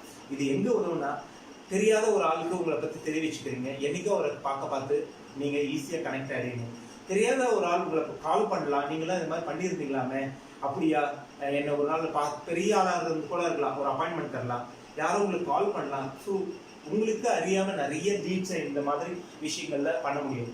பப்ளிக் ரிலேஷன்னா என்னன்னா, இன்னைக்கு கோவிட்ல நிறைய பேருக்கு சாப்பாடு இல்லாம அவங்க வாழ்க்கையில் நல்லா இருந்தவங்க தான், இன்னைக்கு தினசரி வேலைகள் நடக்கல, அதனால இன்கம் இல்லை, யாருன்னா சாப்பாடு கொடுத்தா ஒரு 4 பேர் போய் நிக்கிறாங்கல்ல.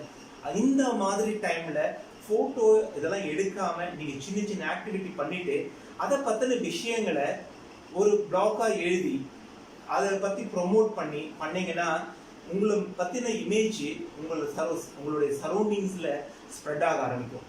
அப்ப நாளைக்கு நான் போய் ஒரு பாலிசின்னு கேட்க பார்த்து நான் செஞ்ச நல்ல விஷயங்கள் அவங்க மைண்ட்ல வரும். First thing. இன்னொன்னு, பப்ளிக் ரிலேஷன் ஆக்டிவிட்டில இன்னொரு விஷயம் பரத் பர்கே பண்றதே சொல்றேன். அவர் என்ன பண்றாரு, வருஷத்துக்கு ஒரு 25,000 ஸ்கூல் குழந்தைங்களுக்கு பெயிண்டிங் காம்படிஷன் நடத்துறாரு. Beautiful way. என்ன பண்றது, பெயிண்டிங் காம்படிஷன்னா ஒரு சார்ட் நம்ம எல்லாருமே பண்ணலாம். நிறைய பேர் இதை நம்ம பண்ண மறந்துருப்போம். இது ஒருவேளை நான் சொல்றதை வச்சு நீங்க பண்ணலாம். ஒரு கலரிங்கான எதனா ஒரு படத்தை ஒரு ஷீட் ஒரு 2 ரூபாய் ஆகும். பின்னாடி ஒரு டேட்டா ஷீட். இதை ஒரு நல்ல ஸ்கூல்ல போயிட்டு, சார் நான் இந்த மாதிரி ஒரு competition for LKG, UKG, first standard, second standard வைக்கலாம்னு இருக்கிறேன். இந்த பசங்க கலரிங் பண்ணி வந்தா அது பெஸ்ட் கலரிங் பண்ணி ஒரு ப்ரைஸஸ் தர போறோம் நாங்க. இந்த சில்ட்ரன்ஸ் டேக்காகவோ இல்லைன்னா ஏதோ ஒரு டே, எதனா ஒரு எத்தனையோ டேஸ் இல்லையா, வருஷத்துல நிறைய டேஸ் வருது, அந்த எதனா ஒரு டேவை சூஸ் பண்ணி ஒரு ஆக்டிவிட்டி பண்றோம். இதுல இந்த குழந்தைங்க என்ன பண்ணும், வீட்டுக்கு எடுத்துமானா ஃபர்ஸ்ட் பேஜ்ல டேட்டாவை கலெக்ட் பண்ணுவோம். என்ன மாதிரி டேட்டானா, அவங்க அப்பா பேர் என்ன, அவங்க அம்மா பேர் என்ன, அப்பா எங்க வேலை செய்யறாரு, அவரோட மொபைல் நம்பர், இந்த மாதிரி டேட்டா. இவங்க அந்த குழந்தையோட பெயிண்டிங் தானே வருதுன்னு இதெல்லாம் ஃபில் பண்ணி படம் அழகா வரைஞ்சி வரும். ஒரு 3 குழந்தைங்களை சூஸ் பண்ணுங்க, ஏன்னா ஒரு சின்ன அவார்டா அந்த பிரின்சிபல் வச்சு கொடுத்துருங்க. உங்ககிட்ட ஒரு 500 டேட்டா கையில இருக்கும். இந்த 500 டேட்டா எடுத்து நான் சொன்னல சில்ட்ரன்ஸ் எஜுகேஷனை பற்றி அவங்களுக்கு கால் பண்ணிட்டு வேற எதுவும் கேட்க வேணாம், இன்சூரன்ஸ்னு சொல்ல வேணாம். உங்கள் குழந்தைங்களோட ஃபியூச்சர் எஜுகேஷன் வேர்ல்டு கிளாஸாக இருக்கணும்னா அதுக்கு என்ன வழின்றதுக்கான ஒரு சொல்யூஷன் என்கிட்ட இருக்கு. எப்போ மீட் பண்ணலாம்? ஸோ யோசிச்சு பாருங்க. உங்களுடைய ஒர்க்கிங் ஸ்ட்ராட்டஜி பெருசாக இருந்தால், உங்களோட கன்வின்சிங் கெப்பாசிட்டி அதிகமாக இருந்தால் எவ்வளோ வேணாலும் உங்களால் கன்வெர்ட் பண்ண. இந்த மாதிரி பரத் பறிக்க வருஷத்துக்கு 25,000 லீட்ஸ் டிராயிங்க்கு மட்டுமே இந்த மாதிரி விஷயத்திலே ஆக்டிவிட்டிலே இஸ் ஜெனரேட்டிங். போக நீங்கள் இந்த மாதிரி இருந்தால் யோகா ஒரு கிளாஸஸ் வச்சு ஒரு சின்னதாக ஒரு ஆக்டிவிட்டியை பண்ணி அங்கே நிறைய பேரை வர வச்சு, இதான் சொல்கிறேன், ஒரு ஸ்கூலில் போனீங்கன்னா best students of the year award LIC தருது. அது மாதிரி நீங்கள் உங்கள் பேரை சொல்லி கொடுத்து பப்ளிக் ஆக்டிவிட்டிஸ்க்கு லிமிட்டடே இல்லை, என்ன வேணாலும் பண்ணலாம். அது மூலியமாகவும் என்னால் நிறைய லீட்ஸ் ஜெனரேட் பண்ண முடியும். கொஞ்சம் நீங்கள் யோசிச்சிங்கன்னா இந்த மாதிரி விஷயங்கள் நடக்கலாம். அடுத்தது ரொம்ப முக்கியமான ஒரு விஷயம் அப்படின்னு பார்த்தீங்கன்னா அசோசியேட் சொல்லுவாங்க. அசோசியேட் அப்படின்னா என்ன? இந்த பிஎன்ஐலாம் கேள்விப்பட்டிருக்கீங்களா? இவங்களும் இதுதான் பண்ணுறாங்க.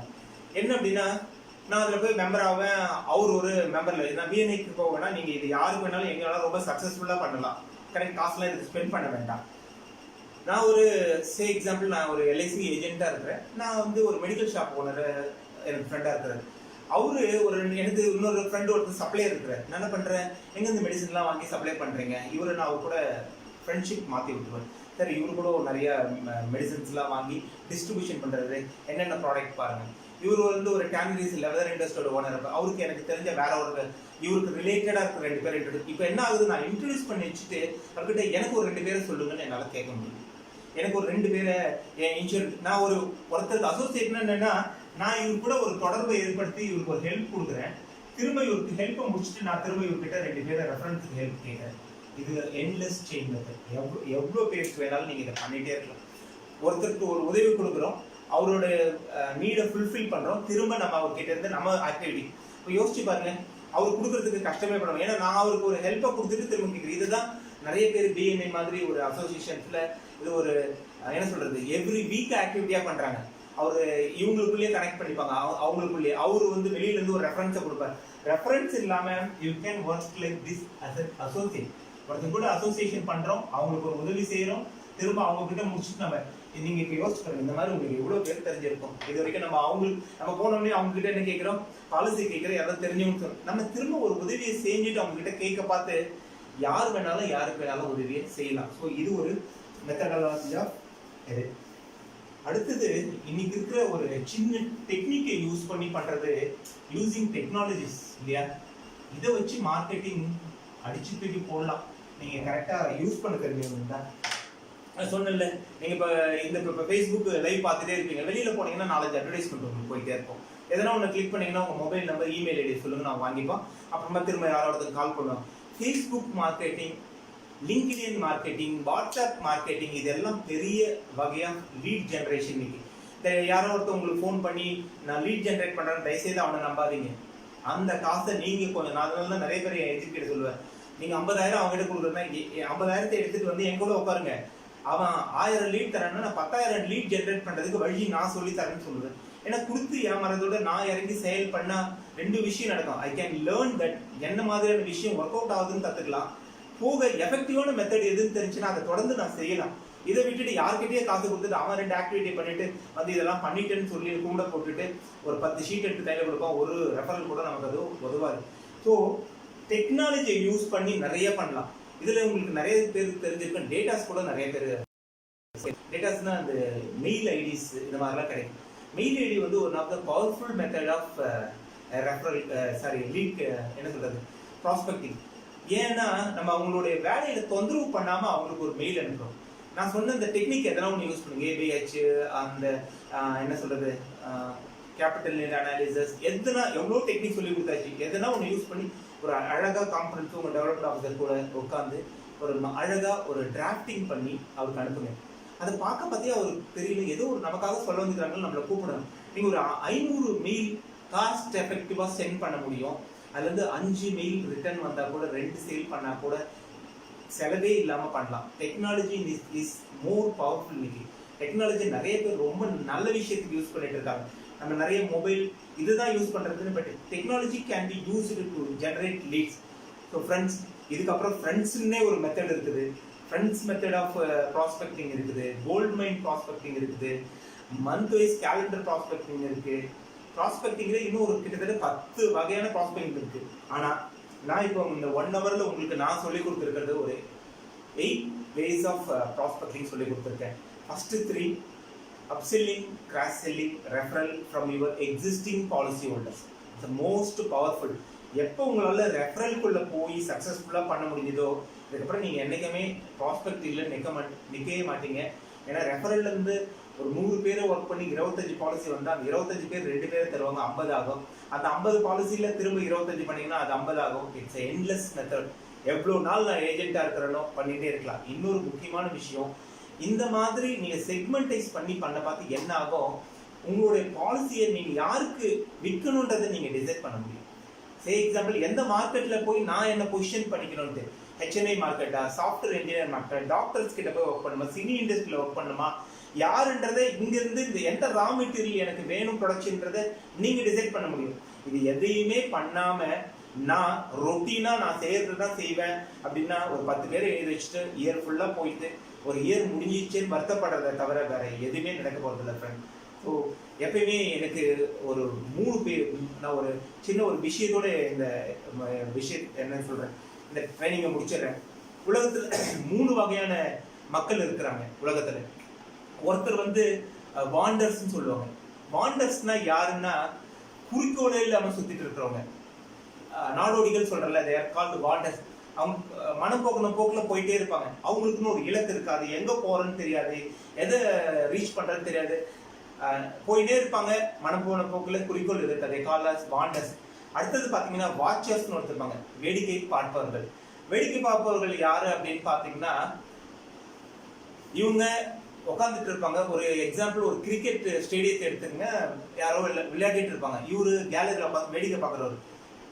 கிரிக்கெட் ஆடுவார், அந்த பாலை விட்டுவார். இவர் அங்க வந்து சொல்லுவார், என்ன ஆடுறான் வீணா போனவன் அப்படின்னு சொல்லுவார். இவர் கடைசி வரைக்கும் வேடிக்கை பார்ப்பவர்கள் இருப்பார தவிர என்னைக்குமே பிளேயரா மாற மாட்டார். கரெக்ட். தேர்ட் ஒருத்தவங்க இருக்கிறாங்க, தே கால்ட் அஸ் வின்னர்ஸ். யாருன்னா ரியலா அந்த கிரிக்கெட் ஆடுறவங்க. பால் டஃபா வந்தாலும் சரி, ஈஸியா வந்தாலும் சரி, கிரிட்டிசைஸ் பண்ணாலும் சரி, பண்ணாலும் சரி, களத்துல இறங்கி பேட்டை பிடிச்சி ஆடி அவர் வாழ்க்கையில் என்ன அச்சீவ் பண்ணணும்னு நினைக்கிறாங்களோ தே ஆர் கால்ட் வின்னர்ஸ். நீங்க வின்னர்ஸா இருங்க. Don't be a watchers and wanders.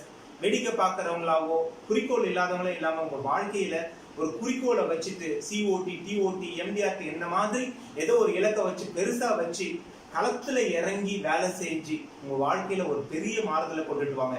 இந்த ஃபோரம் உங்களுக்கு நிறைய நன்மைகளை செய்யறதுக்காக உருவாக்கப்பட்ட ஃபோரம். நீங்க எங்க கூட நிறைய விஷயங்களை கத்துக்கலாம். உங்கள ட்ரைனர்ஸ் இருந்தா எங்களுக்கு திரும்ப ஃபீட்பேக் கொடுங்க. ஸோ வி வாண்ட் டு, இது நமக்கான நம்மளாலே உருவாக்கப்பட்ட ஒரு விஷயம். இது இந்த லாக்டவுன் பீரியட் மட்டும் இல்லாம தொடர்ந்து வரும் காலங்களில் உங்களுக்கு நிறைய நன்மைகள் செய்யணுன்றதை தவிர வேற எந்த அஜெண்டாவும் இல்லாத ஒரு group. Thank you friends, thank you so much.